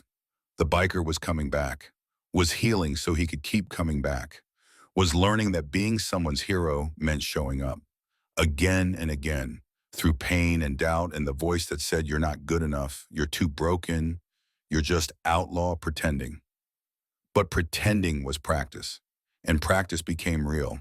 And real meant everything when children were counting on you, when uncles needed you, when the world needed proof that change was possible, that redemption worked, that the perimeter held because enough people refused to let it fall. Part 2 ended with hope, the most dangerous thing, the most powerful thing. The thing that kept you alive when everything else said dying was easier. The thing that made you heal when healing hurt. The thing that made you stand when standing meant becoming target. The thing that made outlaw become protector. Monster become hero. Broken become whole enough to help other broken things survive. And that was everything. That was the story. That was the truth a 6-year-old girl had drawn before she knew she was drawing prophecy. Before she knew plastic bracelet would become armor. Before she knew asking scary biker to pretend would save 15 children's lives. Would transform motorcycle club. Would prove that the perimeter held. Would always hold. As long as someone was brave enough to stand there. To bleed there. To be the wall between innocence and the dark. Part 2 complete. The rescue done. The blood spilled. The promise kept. In Part 3 waiting. The transformation. The choice, the hard work of becoming what a 6-year-old girl had seen. What 15 children needed. What the world required even if it would never thank them. Would never acknowledge them. Would never understand that sometimes salvation came from the last place you'd look. From the people you'd been taught to fear. From the men with leather and patches who'd learned that the only thing worth being was protector. Father, brother, friend, family. The perimeter that held. Always, forever. No matter what. The hospital room smelled like antiseptic and decisions that lasted forever. White walls, machines that beeped rhythms nobody wanted to hear. IV drip measuring time in drops. The kind of place where you learned whether your body remembered how to heal or whether damage was permanent. Cole woke up to fluorescent lights and the understanding that being alive sometimes hurt worse than dying would have. His shoulder was fire, was proof that bullets didn't care about intentions, that heroism cost something tangible, that promises kept in blood left scars you carried forever. 3 hours of surgery, the bullet had missed the artery by millimeters, had fractured his collarbone, had done the kind of damage that meant months of physical therapy, meant learning to move differently, meant accepting that some prices you paid changed you permanently. But Rowan Garrett was alive, was safe, was with her uncle, and that made the fire in his shoulder feel like fair trade, like acceptable cost, like the kind of mathematics that actually added up to something worth the pain. Hayes was asleep in the chair beside his bed, still in tactical gear, still wearing the vest, still holding her service weapon like she expected the threat to return. Like 3-shot center mass wasn't enough. Like evil required eternal vigilance. She woke when Cole moved. Professional reflexes, the kind that came from years of sleeping light, of never being fully off duty, of understanding that danger didn't respect visiting hours. "You're awake," she said, voice rough. "How do you feel?" "Like I got shot." "Because you did, taking a bullet for a 12-year-old girl. Very heroic, very stupid, very you." She smiled. The kind of exhaustion that came from 18-hour days and adrenaline crashes and the emotional weight of seeing things that confirmed your worst fears about humanity while also proving your best hopes. The kids. Cole's voice came out scratchy. All of them. Safe. All 15 in protective custody. FBI's coordinating with families. 12 of the 15 have been reunited already. The other 3. Hayes paused. Their families are deceased. Vincent's network killed parents who got too close, who asked too many questions, who wouldn't stop looking. The information landed like second bullet. 3 children orphaned by the machine that had captured them. 3 families destroyed completely. The kind of loss that echoed, that rippled, that proved evil wasn't contained, wasn't limited, wasn't something you could fully stop, just something you could fight. Every day, forever. What happens to them now? Foster system, temporary placement, then hopefully adoption. Hayes looked at him, eyes sharp despite the exhaustion. Unless someone steps up, someone who understands what they've been through, someone who's proven they'll bleed to protect children. Cole understood the implication, the suggestion, The idea that outlaw biker could become foster parent. That man with his history could be trusted with traumatized children. That society would allow someone like him near innocence after spending decades being told he was threat to it. I'm not, he started, stopped, tried again. I'm not exactly foster parent material. Why not? You took a bullet for a child you'd never met. You walked into a trafficking operation unarmed. You kept your promise even when keeping it meant bleeding. What part of that says you're not father material? The 20 years of outlaw life, the criminal record, the reputation, the fact that social services exist specifically to keep men like me away from children. Hayes leaned forward, elbows on knees, the posture of someone about to share truth that mattered. Cole, do you know what I saw in that warehouse? I saw a man who put 15 children's safety above his own life. I saw someone who kept his word when breaking it would have been safer. I saw exactly the kind of father those kids deserve. Cole said nothing, couldn't argue with her, couldn't argue with himself. The voice in his head that said, "You're not good enough," was loud, was familiar, was the soundtrack of 41 years. But maybe Hayes was right. Maybe being good enough wasn't about past, was about present, was about choosing to be better, to do better, to show up even when showing up meant bleeding. Think about it, Hayes said. She stood, stretched, joints popping. I need to get back to the station. Paperwork doesn't file itself. But Cole, she paused at the door. Thank you for trusting me, for working with me, for proving that sometimes the bad guys are actually the good guys. She left. The room went quiet except for machines, except for the beeping that measured heartbeat. That proved alive even when alive felt complicated, even when survival raised questions about what came next, about who you became after you stopped being who you were. The door opened again 20 minutes later. Cole expected doctor, expected nurse, expected someone official with clipboard and questions about pain levels and whether he could feel his fingers. Instead, Greer Sullivan walked in. 6 years old, blonde pigtails, face serious, her mother behind her. Bryn looking exhausted and grateful, and like she'd been crying for 18 hours straight. You came back, Greer said. Small voice, big statement. You promised you'd come back, and you did. Cole smiled despite the pain. Always keep my promises. Greer approached the bed, stood on tiptoes so she could see him better, so she could look at the man who'd acted like her dad, who'd saved her, who'd gone on to save 15 other children, who'd proven that scary bikers were sometimes exactly what scared children needed. Did you save them, the other kids, like me? Yes, all of them. They're safe now, they're going home. Greer reached out, small hand touching the bandage on his shoulder, the place where bullet had entered, the place where promise had cost blood, the place where heroism had left permanent mark. Did it hurt? Yes. Was it worth it? Cole looked at her, at 6-year-old asking questions that cut through complexity, that demanded honest answers, that understood intuitively that some things cost more than money, cost pieces of yourself, cost the easy path, cost the safety of not caring. Yes, it was worth it. Saving people is always worth it. Greer pulled something from her pocket, the bracelet, the one she'd given him, the one he'd worn into the warehouse, the one that was stained with his blood now, the plastic beads darker where red had soaked in, where faith had become evidence, where hope had become armor. You kept it safe, she said. Even when you got hurt, you kept it safe. Told you I would. Promises matter. She put it back on his wrist, carefully, avoiding the IV line, making sure it fit, making sure the blood-stained beads sat against his skin. Proof of what had happened.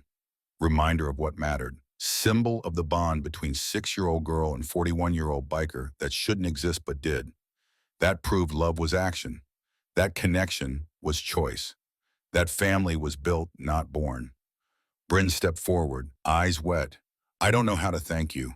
Don't know what words exist for what you did. For saving my daughter. For going back for the others. For bleeding so they wouldn't have to. You don't need to thank me. Just keep her safe. Keep believing that the world has good people in it. Keep teaching her that asking for help is brave. That trusting the right people is strength. That sometimes the scary ones are the safe ones. Bryn nodded. We're going to therapy. Greer and I both. Processing what happened. Making sure she heals. Making sure she knows it wasn't her fault. Making sure she understands she was smart and brave and saved herself. That's good. That's important. And, Bryn paused, I'm going back to school, social work degree, because of what you showed us, that people from unexpected places can change everything. I want to be person who sees kids like Greer, who helps families like ours, who makes sure the system works instead of fails. Cole felt something crack in his chest, the thing that had been breaking since the gas station, since Greer grabbed his hand, since he'd learned that being someone's hero meant being changed by the heroism, meant becoming better because someone believed you could be. Your husband would be proud. Bryn's face crumpled, then reformed. Daniel. Yes, he would be. He spent his life trying to expose monsters, died because he got close. And you finished what he started. You made sure Vincent paid. You saved the children Daniel was trying to protect. She pulled out an envelope, handed it to Cole. This is for you, from Daniel's investigation. Names, connections, people Vincent worked with who aren't caught yet, people still out there, still operating. FBI has copies, but I wanted you to have it too, in case the system fails again, in case someone needs to do what you do, go where police can't, be what children need when nobody else will. Cole took the envelope, heavy, filled with information, with leads, with the work that came after rescue, the long fight, the generational war against people who saw children as commodities, who built industries from suffering, who wouldn't stop unless someone stopped them. I'll look at it, and I'll make sure it gets to the right people. Make sure Daniel's work continues. Make sure his death meant something. It meant everything, Bryn said, because it led to you, to this, to 15 children safe, to system being forced to care, to monsters being caught.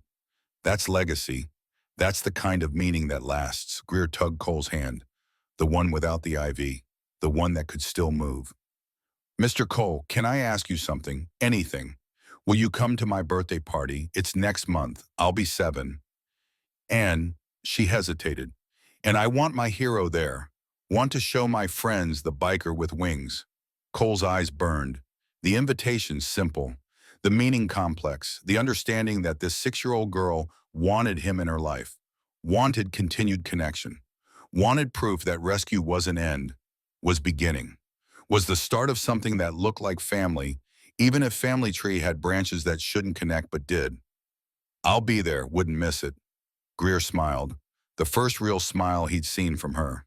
Not the scared smile, not the relieved smile. The genuine smile that said childhood was still possible, that joy could exist after trauma, that healing happened when people showed up, when promises were kept, when scary bikers came to birthday parties and proved that love transcended appearance, that protection was action, that being hero meant being present, again and again, through recovery and healing and the long work of proving that safe was permanent, not temporary. They left after another 10 minutes, Greer waving from the door, Bryn promising to keep in touch, both of them carrying something they didn't have before. Hope that looked like biker with patches, faith that looked like kept promises. Understanding that rescue was beginning, not end, that the real work started after the warehouse, after the bullets, after the immediate danger passed and you had to figure out how to live in the after, how to be in the space between nightmare and normal, how to build new normal from ashes of old one. Bull arrived next, with Rowan, his niece, 12 years old, 6 years of captivity written into her posture, into the way she held herself close to her uncle, into the flinch that happened when the door closed too loud, but alive, breathing, home. Bull looked different. The weight he'd carried for 6 years lifted, but replaced with something else. The responsibility of protecting damaged child, of being patient when patience was hard, of understanding that rescue was just first step, that the real heroism was showing up every day after, through flashbacks and nightmares in the slow work of building trust that had been shattered. Brother, Bull's voice was rough. They told me about the bullet, about what you did, kept my promise. You did more than that. You saved her life. Took bullet meant for her. I don't. Bull's voice cracked. I don't have words for what that means, for what you gave me, for bringing her home. Rowan stepped forward, slowly, the movement of someone who'd learned that fast movements led to pain. That approach meant danger. That safety was illusion that could shatter any second. But she came anyway, stood beside Cole's bed, looked at him with eyes that held too much, that understood things 12-year-olds shouldn't understand, that had seen the worst and somehow still found courage to keep looking. Thank you, she said, voice soft, damaged, the kind that came from screaming until your throat gave out, from crying until tears stopped coming, from begging until you learned begging was useless. You stopped him. When he was going to. When he aimed at me. You stopped him. Cole reached out, slowly, giving her space to retreat, to say no, to maintain the distance trauma required. But she took his hand, small hand in his large one, the trust implicit, the faith evident, the understanding that this man had proven safe, had taken bullet, had kept promise. I'm glad you're okay, Cole said. Glad you're with your uncle. Glad you're going home. Home. Rowan repeated the word like foreign language, like concept she'd forgotten, like place that might not exist anymore after 6 years of nowhere, of hell, of spaces that looked like rooms but felt like cages. We're working on it, Bull said gently, finding what home means now, building it together. Therapy, time, patience. She's been through. He couldn't finish, couldn't say the words. The reality too heavy, the knowledge too painful. The understanding that his niece had survived things that killed part of childhood that never grew back. She's strong, Cole said. Survivor. That matters. That's everything. Rowan looked at him, something in her face shifting. The ghost of who she'd been before. The echo of 12-year-old girl who'd loved soccer and horses and the normal things. The proof that not everything was destroyed, that some core remained. That healing was possible if you gave it time, if you gave it support, if you gave it the kind of love that said, I'm here, every day, forever, no matter what. Will I be okay, she asked. Small voice, big question, the kind that didn't have easy answer, the kind that required honesty instead of comfort. Cole didn't lie, didn't offer false hope, didn't pretend that surviving meant forgetting, that rescue meant instant healing. That going home erased 6 years. Some days you will be, some days you won't be. Some days you'll feel strong, some days you'll feel broken. But your uncle's here, and he's not going anywhere. And neither am I. You're part of the Brotherhood now. That means protected. That means family. That means you're never alone again. Brotherhood. Rowan tested the word. Like me. Like you. We protect our own, and you're ours now. She nodded, processing, accepting, beginning the long work of believing, of trusting, of letting the wall down enough to let love in, to let safety mean something, to let rescue become real instead of just temporary respite before nightmare returned. Bull put his hand on her shoulder. Gentle, the touch asking permission, the gesture saying I'm here. She leaned into him, small movement, enormous meaning.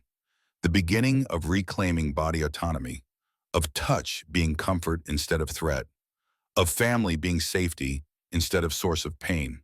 They stayed for half an hour, Bull telling stories about Rowan before, about the 6-year-old who'd loved butterflies, who'd collected rocks, who'd made him tea parties with imaginary friends and real cookies.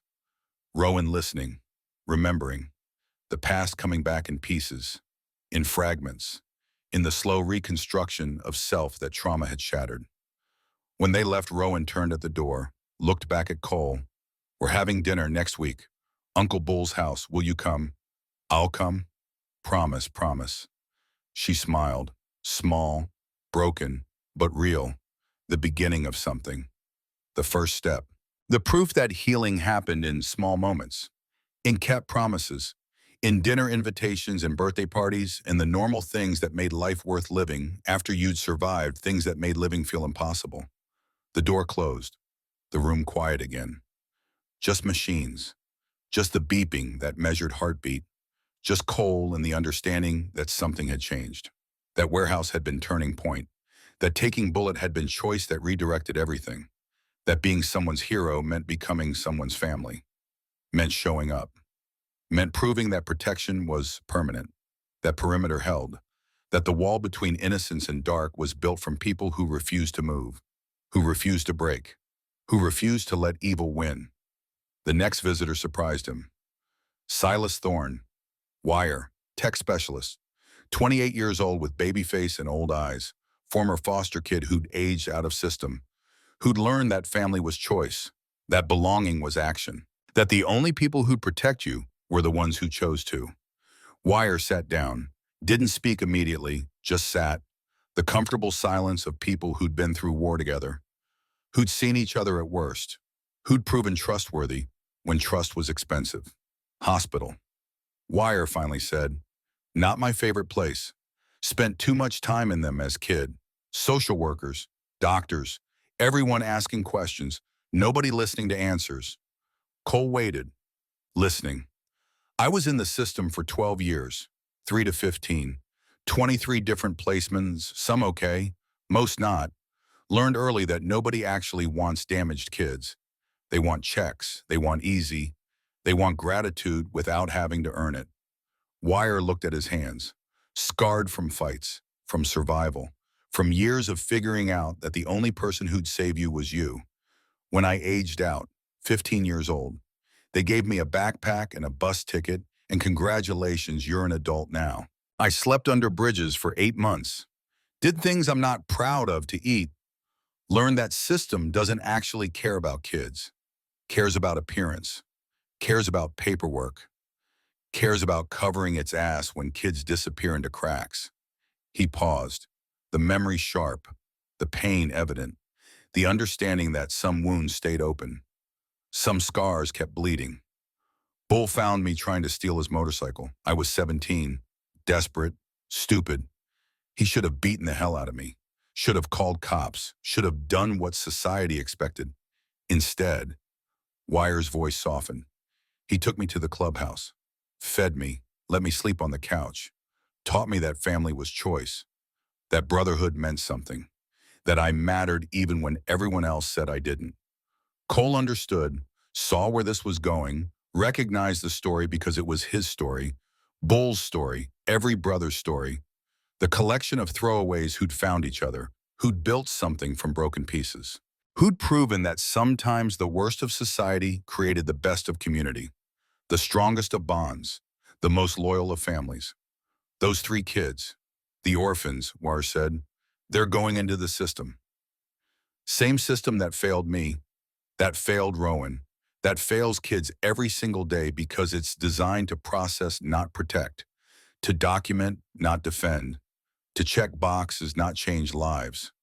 Cole knew what was coming, felt it, the question, the suggestion, the idea that was insane and perfect and exactly what scared him most because it mattered, because failing would mean everything, because succeeding would change who he was, what he was, how the world saw him and how he saw himself.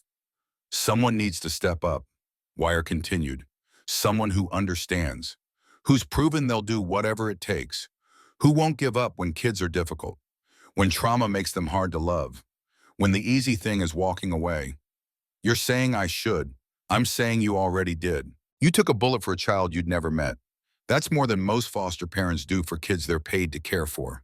You've proven what matters, that you show up, that you protect, that you keep promises even when keeping them costs blood. Cole stared at the ceiling. White tiles, fluorescent lights, the mundane setting for conversation that could reshape everything, that could transform outlaw into father, criminal into caretaker, broken into someone who fixed broken things. I don't know how to be a father, don't know how to raise kids, don't know anything except motorcycles and violence and the kind of life that makes social workers nervous. Neither did I, Wire said, but I learned. Brothers taught me, showed me that being family means showing up, means being present, means choosing love even when love is hard, especially when love is hard. The conversation ended without decision, without commitment, without Cole saying yes or no, just the seed planted, the idea growing. The understanding that maybe this was what came next. What happened after warehouse, after rescue, after proving that being hero was more than one-time thing, was lifestyle, was choice made daily, was the work that continued when cameras left, when attention faded, when you had to be good person, not because anyone was watching, but because that's who you'd chosen to become. 3 days later, Cole was released from hospital. Arm in sling, shoulder screaming, painkillers making world fuzzy but bearable. Bull picked him up, drove him home, helped him inside. The clubhouse, the place that smelled like motor oil and Brotherhood, and the accumulated weight of lives lived outside margins. The brothers gathered, mandatory meeting, the kind called when decisions needed making, when the club had to choose direction, when tradition met transformation and only one could win. 43 members filled the room, full patch, prospects, hang-arounds, the hierarchy that made motorcycle clubs function, the structure that gave order to chaos, the system that said we're family, but family has rules. Bull stood at front, vice president, the man who'd been dead inside for 6 years, who'd been brought back to life by rescue, by miracle, by the understanding that sometimes lost things got found, that sometimes prayers were answered, that sometimes the impossible happened and gave you reason to keep breathing. Brothers, his voice carried, filled the space, demanded attention. We need to talk about what happened, about the warehouse, about working with about what it means going forward. Hammer stood, older member, scar face, traditional values, the voice of what had always been, of what shouldn't change, of resistance to evolution. We crossed a line, working with feds, with state police, wearing wires, going undercover. That's not who we are. We're outlaws, not heroes, not cops, not whatever Reaper's trying to turn us into. Murmurs of agreement, maybe a third of the room.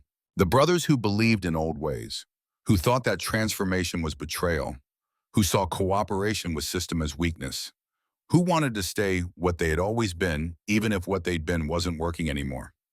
Cole stood, slower than he wanted, shoulder protesting, but stood because this mattered, because the club was at crossroads, because the choice made tonight would determine who they became, what they stood for, whether the warehouse was beginning or end. We saved 15 children. Cole's voice was quiet but carried weight, carried authority earned through action, not just rank. We stopped a trafficking network. We brought Rowan home. We worked with police and nobody died except the man who deserved it. So tell me, Hammer, what line did we cross that's worse than letting kids get sold? Hammer's jaw tightened. That's not the point. Point is we're changing, becoming something we're not. We're bikers, outlaws. We live outside the system. We don't work with it. Why not? Wire stood, young voice. Foster kid who'd learned that systems failed, who'd survived despite not because of. If the system actually worked, we wouldn't need to, but it doesn't. So we do. We go where cops can't. We protect who they won't. We stand between kids and monsters because that's what brothers do. This isn't a charity, Hammer shot back. We're not social workers. We're not rescue operation. We're a motorcycle club. We have history, traditions, ways of doing things that worked for 50 years. And got us what? Bull's voice cut through. Angry, raw, got us reputations as criminals. Got us profiled. Got us treated like threats. Got us exactly nothing worth keeping. But saving Rowan. Saving those 15 kids. That's something worth being. That's legacy worth leaving. The room divided. You could see it, feel it. The split forming, the brothers who believed in transformation versus those who believed in tradition. The ones who saw warehouse as beginning versus those who saw it as betrayal. The men who wanted to become protectors versus those who wanted to stay outlaws. Vote, King said, club president. Older, wiser. The one who'd held everything together, who'd kept peace, who understood that sometimes clubs died not from external threats, but from internal division. This is what democracy looks like, brothers. We vote. We decide. We live with the decision together or we part ways honorably. The question is simple. Bull continued. Do we make this official? Do we become the perimeter? Do we commit to protecting children, working with police when necessary, being what society needs even if society never thanks us? Or do we stay traditional, stay outlaws, stay what we've always been, hands up for transformation? King called.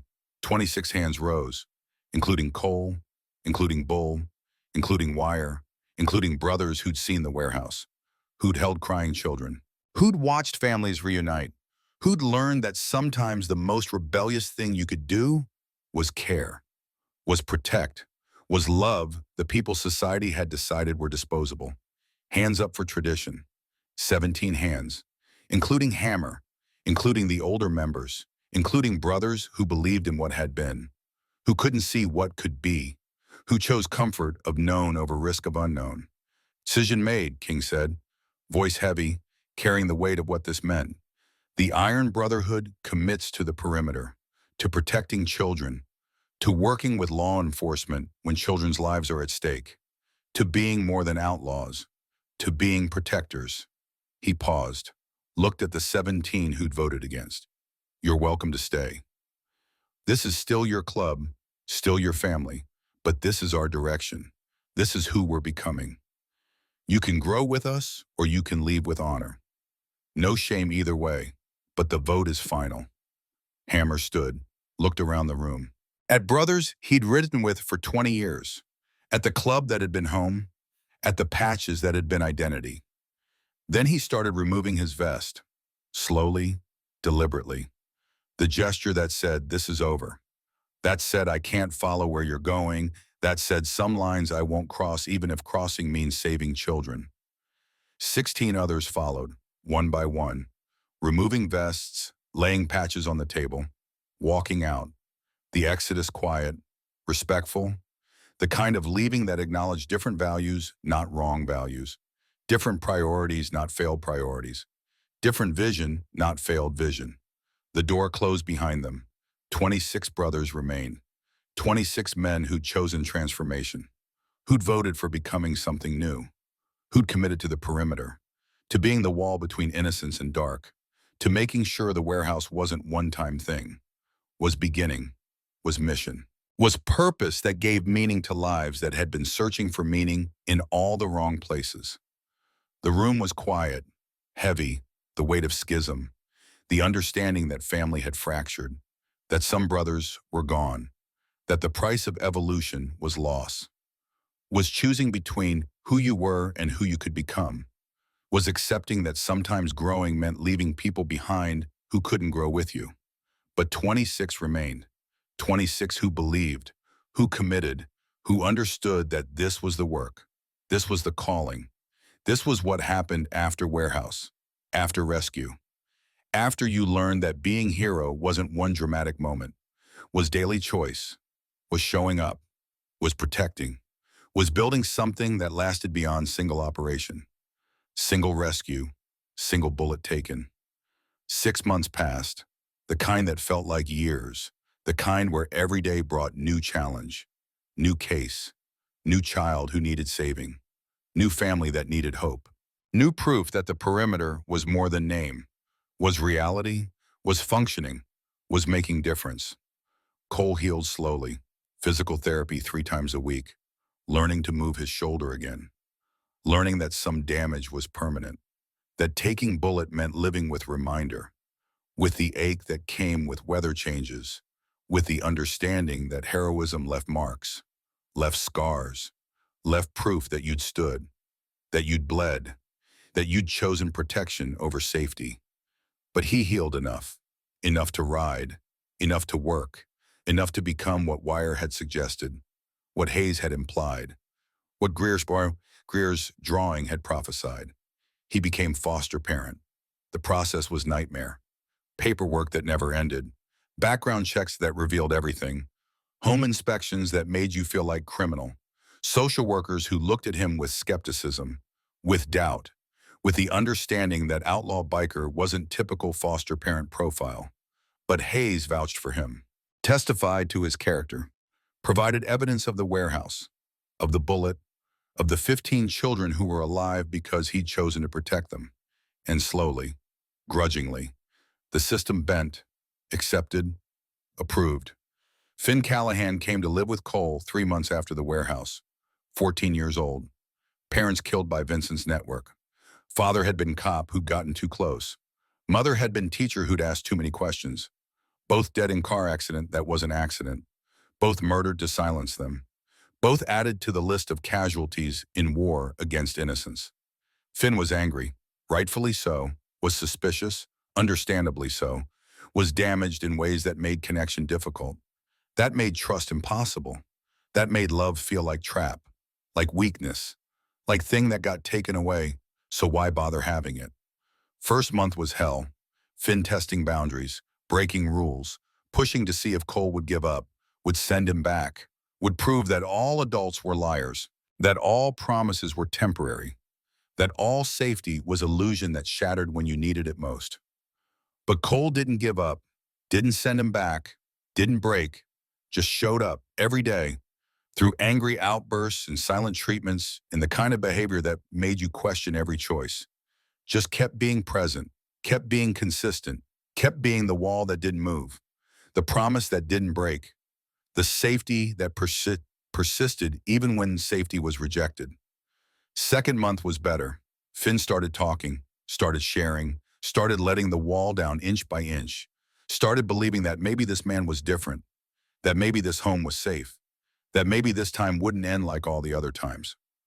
Third month, Finn started calling him Cole instead of Sir, started asking about the motorcycle, started showing interest in the Brotherhood, started understanding that leather and patches didn't mean dangerous, meant protected, meant family, meant belonging to something that chose you instead of being assigned to you.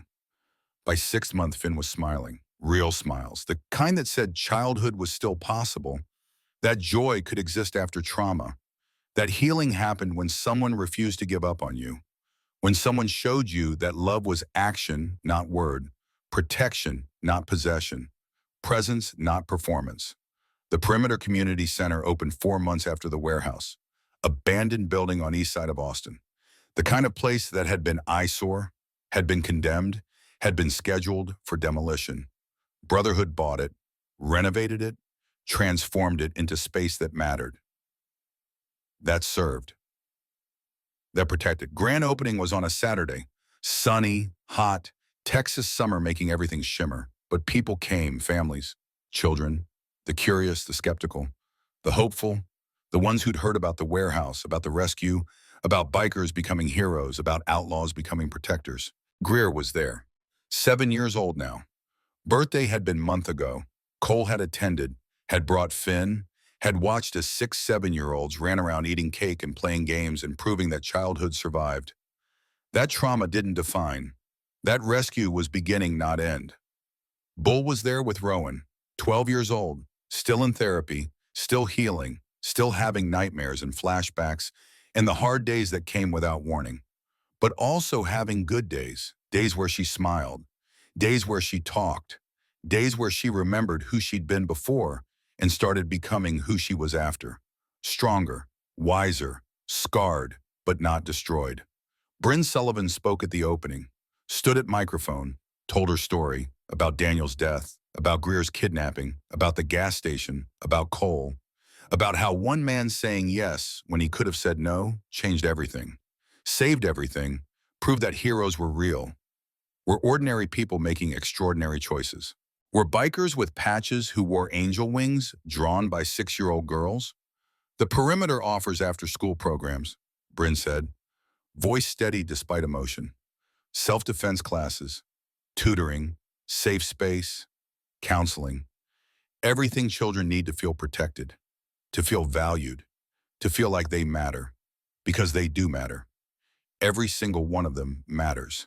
She looked at Cole, at the biker standing with Finn, at the foster father who'd become real father, at the man who'd kept every promise, who'd shown up, who'd proven that changing was possible if you committed, if you worked, if you refused to let past define future.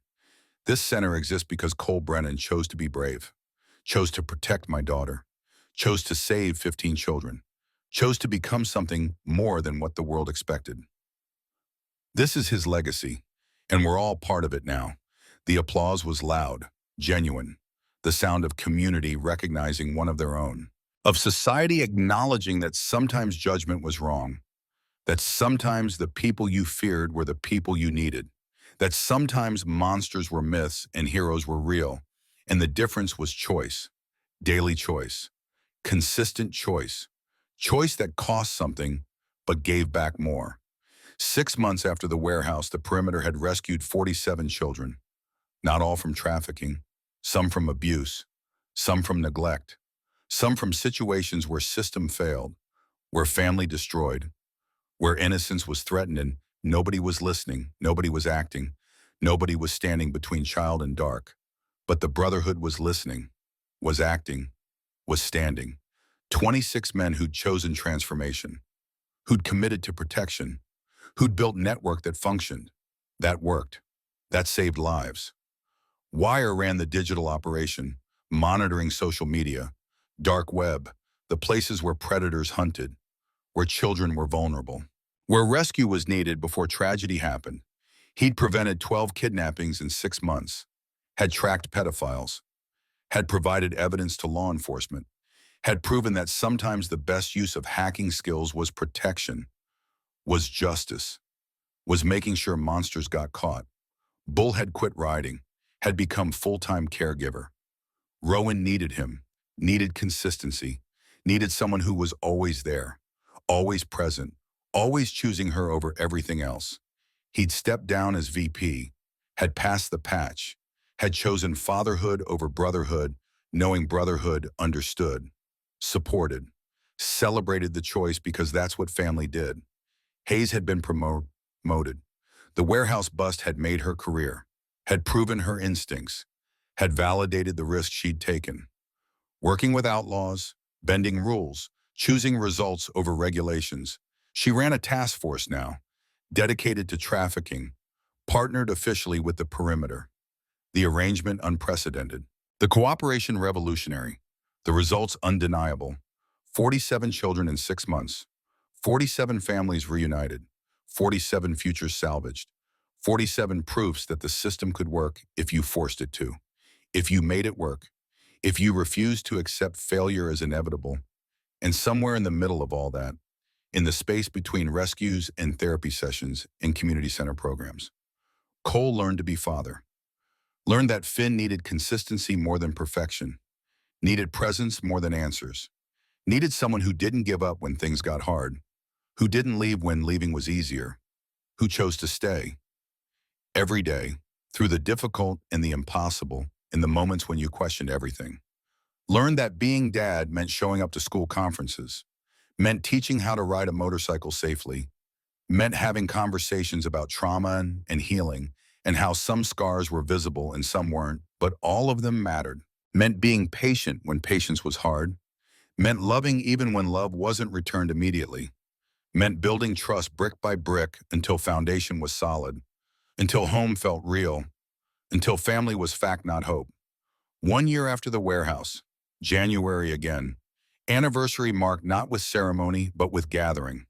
The Perimeter Community Center full, families present, the ones who'd been rescued, the ones who'd been saved, the ones who existed because someone had chosen to care. Greer was there, 7.5 now, thriving, in school, friends, normal life. The kind that proved rescue worked, that healing happened, that childhood survived if you protected it, if you gave it space to grow, if you surrounded it with people who refused to let darkness win. She found Cole in the crowd, ran to him, hugged him with the unself-conscious affection of child who'd learned that some adults were safe, that some promises were kept, that some heroes wore leather instead of capes, and that was okay. That was perfect. That was exactly what the world needed. "I made you something," she said, pulling folded paper from her pocket. "For Father's Day. I know it's not Father's Day yet, but I wanted to give it to you now." The card was handmade. Construction paper, glitter, the kind of craft that took hours. That represented effort. That said, this matters. You matter. This relationship matters. Cole opened it. In hands that had held weapons and built motorcycles and taken bullets trembling slightly. The front showed drawing, more sophisticated than the one from the gas station. But same subject. Biker with wings. Cole on his Harley. Angel patches. Protector, not threat. Inside was written in careful 7-year-old handwriting. To the dad who chose me. Thank you for saving me. Thank you for saving everyone. Thank you for being brave. I love you. Greer.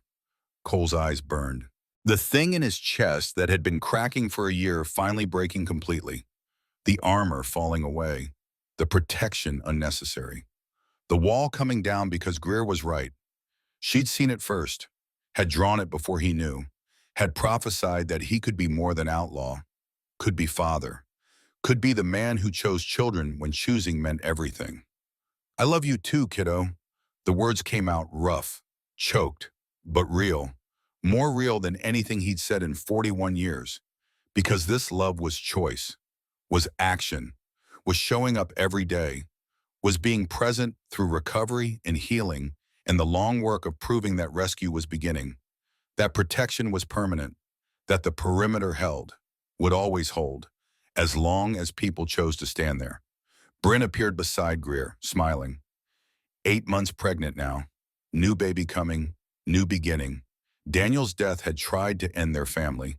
Vincent had tried to destroy them, but they'd survived, had persisted, had chosen to keep living, keep loving, keep believing that tomorrow could be better than yesterday if you fought for it.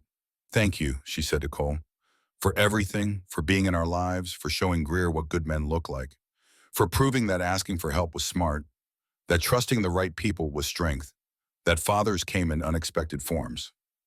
Cole nodded, unable to speak past the emotion, past the gratitude, past the understanding that he'd been given gift, chance to be better, to do better, to become what 6-year-old girl had drawn, what 14-year-old boy needed, what the world required even if the world would never say thank you, would never acknowledge, would never understand that sometimes salvation came from the people you'd been taught to fear.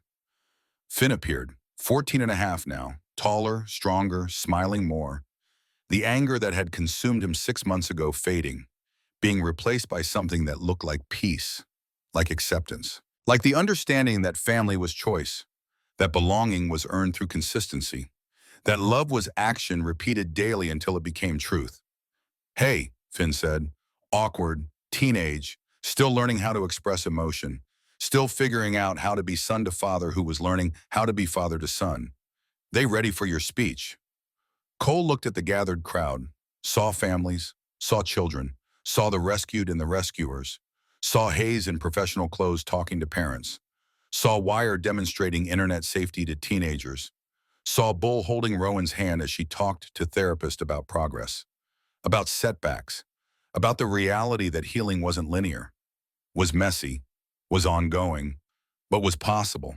Saw 26 brothers in patches, men who'd chosen transformation, who'd committed to protection, who'd built something that mattered, that functioned, that saved lives, who'd proven that outlaws could become heroes if they chose, if they worked, if they refused to accept that reputation was destiny, that past was future, that broken things couldn't fix other broken things.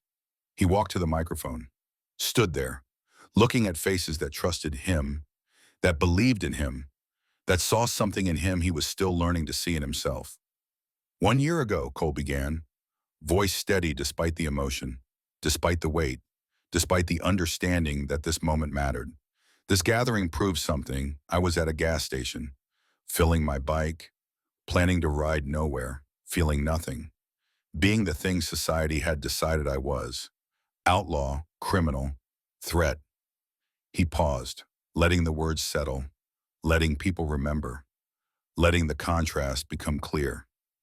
Then a 6-year-old girl ran out of that store, terrified, running toward me, and she said 6 words that changed everything. Please act like you're my dad.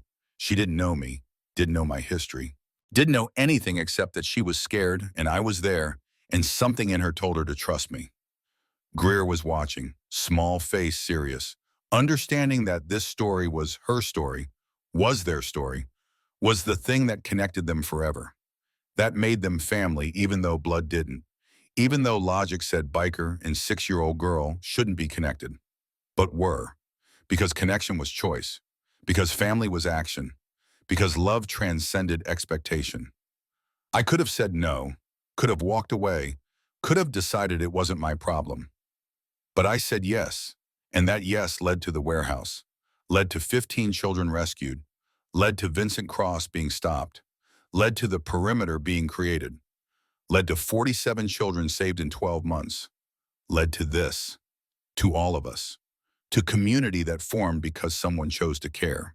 He looked at his brothers, at the 26 who'd stayed, who'd voted for transformation, who'd committed to being more than what they'd been. The Iron Brotherhood used to be outlaws. We broke laws, hurt people, did things we're not proud of, but we chose to change, chose to become protectors, chose to build something that mattered more than reputation, more than tradition, more than the comfort of staying what we'd always been. He looked at the families, at the parents holding children, at the survivors who'd been rescued, at the evidence that choice mattered, that action mattered, that refusing to accept evil as inevitable actually changed things.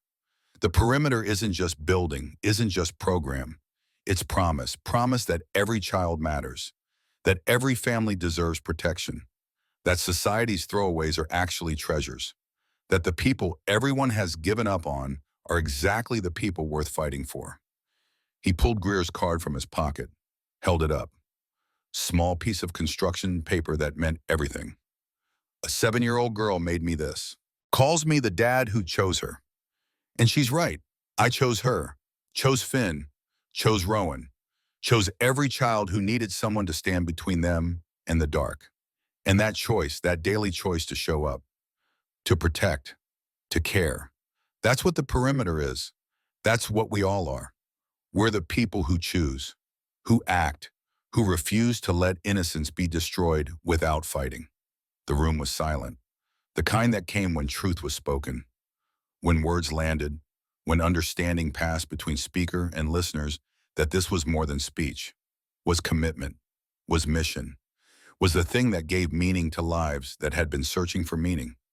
1 year ago, I was dying, not physically, but inside where it mattered. I was empty, hollow, going through motions without purpose. Then Greer asked me to be her dad, and I learned that being someone's hero means becoming someone's family, means showing up, means keeping promises, means bleeding when necessary and standing when possible and choosing love, even when love costs everything. He looked at Finn, at his son, at the 14-year-old who'd been assigned to him and had become chosen, who'd gone from case file to family, from obligation to love, from foster kid to son. So thank you, Cole said, voice breaking slightly, to Greer for trusting me, to all the children for teaching me what matters, to the families for letting us be part of your lives, to my brothers for choosing transformation, to Hayes for trusting us, to everyone who believed that broken things could fix other broken things, that outlaws could become protectors, that the perimeter holds because we choose to hold it, every day, forever, no matter what. The applause started slow, then built, then became standing ovation. 200 people standing, clapping, acknowledging, celebrating. Not just the rescue, not just the children saved, but the transformation, the choice, the daily commitment to being better, to doing better, to proving that change was possible, that redemption worked, that the worst of us could become the best of us if we chose, if we worked, if we refused to accept that who we'd been determined who we could be. Cole stepped down from the microphone, was immediately surrounded by families thanking him, by children hugging him, by parents crying and saying, "You saved my baby. You saved us. You gave us hope when hope seemed impossible." He took it, all of it, the gratitude and the emotion and the weight of being someone's hero, being someone's father, being someone's proof that good people existed, that rescue was real, that the world had walls built by people who refused to let darkness win. Finn appeared beside him, standing close, the way he did now when crowds felt overwhelming, when emotion was too much, when he needed grounding, needed reminder that family was present, was constant, was the thing that didn't leave when things got hard. "You good?" Finn asked. quiet, the question asking more than the words said. Asking, are you okay? Are we okay? Is this family real? Is this safety permanent? Is this love going to last? Yeah, Cole said, putting his arm around his son's shoulders. Yeah, I'm good. We're good. Finn leaned into him. Small gesture, enormous meaning, the acceptance, the trust, the beginning of believing that maybe this time was different, that maybe this father wouldn't leave, that maybe this family was real, was permanent, was the thing that survived, that endured, that kept promises. The party continued around them, children playing, adults talking, the community forming, the connections being built, the proof that rescue led to healing, that healing led to thriving, that thriving was possible when someone cared enough to make it possible. Bull found Cole in the crowd, Rowan beside him. She looked better, still damaged, still traumatized, but better. Therapy was working. Time was helping. Love was healing. The combination of patience and consistency and refusing to give up was making difference, was proving that even 6 years of hell could be survived, could be overcome, could become past instead of present if you gave it support, if you gave it space, if you gave it the kind of love that said, I'm here every day, no matter what. Brother, Bull said, voice thick, you did this. All of this started with you saying yes, started with you choosing to care, started with you being brave when brave was hard. We did this, Cole corrected. All of us, every brother who chose transformation, every family who trusted us, every child who survived. It's not me, it's us. It's community. It's the perimeter we built together. Bull nodded, understood, because that was truth. Rescue was individual act, but healing was communal, required support, required village, required more than one person, required network of care that caught you when you fell, that held you when you broke, that reminded you that you weren't alone, that you mattered, that your pain was valid and your survival was victory and your healing was possible. The sun was setting, Texas sunset that painted sky orange and red and purple, the kind that made you believe in beauty, in hope, in tomorrow being better than today if you worked for it, if you fought for it, if you refused to let darkness define the landscape. Cole stood outside the community center, watching families leave, watching children wave goodbye, watching the evidence that transformation was real, that the perimeter worked, that 47 children in 1 year was beginning not end, that next year would be more, and the year after, and the year after, because evil didn't rest, so protection couldn't rest, so the work continued, forever. As long as children needed saving, as long as families needed hope, as long as monsters needed stopping. Greer ran back, had forgotten something. Her jacket. She grabbed it from chair, stopped beside Cole, looked up at him with eyes that held trust, that held love, that held the kind of faith that said, you're my hero, you're my family, you're the proof that good people exist. See you next week, she said, for dinner. At our house, you and Finn, Mom's making spaghetti. Wouldn't miss it. Promise, promise. She hugged him one more time, then ran back to her mother, to the car, to the normal life that rescue had made possible, that protection had preserved, that one biker saying yes had salvaged. Finn stood beside Cole, watching the sunset, the quiet moment, the peaceful ending today that celebrated beginning, that honored transformation, that proved redemption was real if you worked for it, if you bled for it, if you chose it every single day despite the pain, despite the voice that said you're not good enough, you're too broken, you're just pretending. Dad, Finn said, testing the word, still getting used to it, still learning that father was choice, was action, was the man who showed up, who kept promises, who chose you when choosing meant everything. Yeah, thanks for choosing me, for not giving up, for being. Finn paused, searching for words, for being what I needed even when I didn't know what I needed. Cole pulled him close. The hug that said, you're mine, you're safe, you're family. You're not going anywhere and neither am I. The embrace that promised permanence, that swore consistency, that proved love was action repeated until it became truth, until it became foundation, until it became the thing you built life on. You chose me too, Cole said. by staying, by trying, by believing that maybe this time would be different. That's brave. That's everything. They stood there, father and son, outlaw and orphan, broken, but healing together, building family from pieces, from choices, from daily commitment to showing up, to being present, to proving that home was people, not place, that family was choice, not blood, that the perimeter held because they chose to hold it, together, forever, no matter what.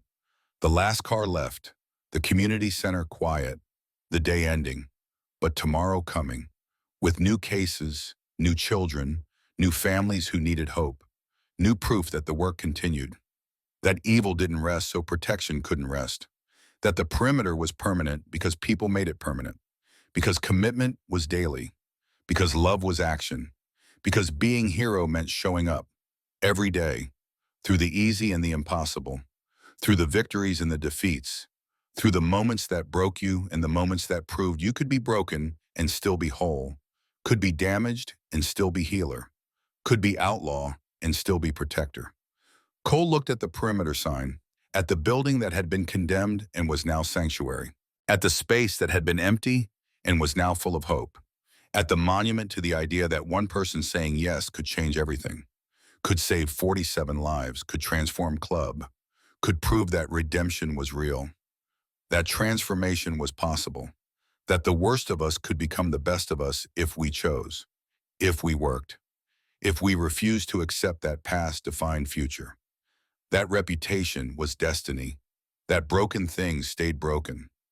1 year since the gas station, since Greer ran toward him, since she asked him to pretend to be her dad, since pretend became practice, practice became real, real became family, family became mission, mission became the perimeter, the wall between innocence and dark, the promise that every child mattered, the commitment to protecting, to standing, to being the thing that made rescue possible, that made healing real, that made hope more than word, made it action, made it truth.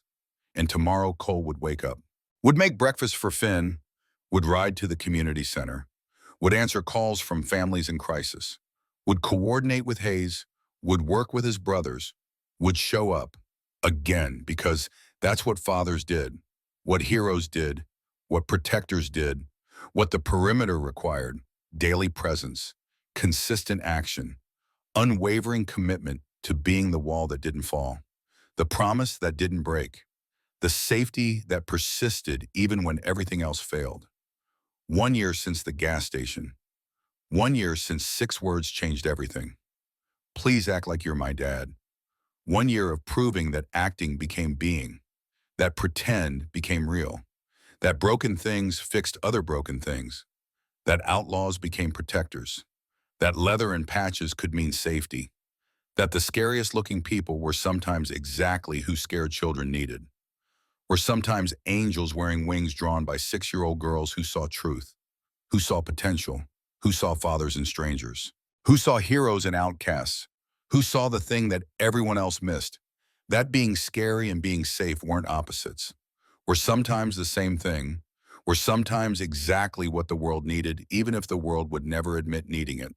The perimeter held, would always hold, as long as people like Cole chose to stand there, as long as brothers like Bull chose protection over tradition, as long as families like Greer's chose trust over fear, as long as children survived and healing happened and rescue led to thriving, as long as one person said yes when they could say no, as long as someone chose care over comfort, love over safety, action over apathy. The perimeter held, and Cole Brennan, former outlaw, current foster father, forever protector, stood at the wall, watching the sunset, holding his son, carrying the weight of 47 rescues and counting, wearing the bracelet stained with his blood, keeping the promises that made life mean something, that made broken bearable, that made tomorrow worth surviving for, that made being hero worth the pain, worth everything. Because at the end, when all the noise faded and the attention died and the story was told, what mattered was simple. Children were safe, families were whole, monsters were stopped, And one biker who'd been dying inside learned how to live outside. Learned that being someone's dad, even starting with pretend, even building from broken, was the thing that saved him, that redeemed him, that transformed him from outlaw into the man with wings. The protector, the father, the hero who kept showing up, who kept the promises, who held the perimeter, always, forever. No matter what, the end was really the beginning of every day after, every choice after, every rescue after, every child saved and family reunited and monster stopped and promise kept. The beginning of Cole being what Greer had drawn, what Finn needed, what the world required. The beginning of the perimeter becoming permanent, becoming legacy, becoming the proof that change was possible, that transformation was real, that redemption worked if you committed, if you worked, if you refused to accept that who you were defined who you could become.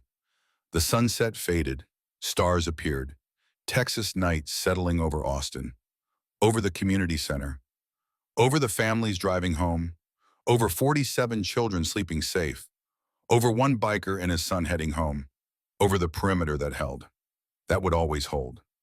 As long as someone stood there, as long as someone cared, as long as someone chose to be the wall between innocence and dark, the promise that didn't break, the father who showed up, the hero who was really just broken man choosing to be better, choosing every day, forever, no matter what. That was the story, the whole story, the truth about how outlaws became protectors, how one yes became 47 rescues, how pretending to be dad became being dad, how broken things fixed other broken things, how the perimeter held, and that was everything. That was the legacy. That was what mattered. That was the end that was really beginning of every day after, every promise kept, every child saved, every proof that love was action, that family was choice, that redemption was real, that the perimeter held always, forever, because people chose to hold it, because fathers chose to show up, because heroes chose to be brave, because one 6-year-old girl asked one scary biker to pretend, and he said yes, and everything changed, and the world became slightly better. One rescue at a time, one promise at a time, one choice at a time, forever.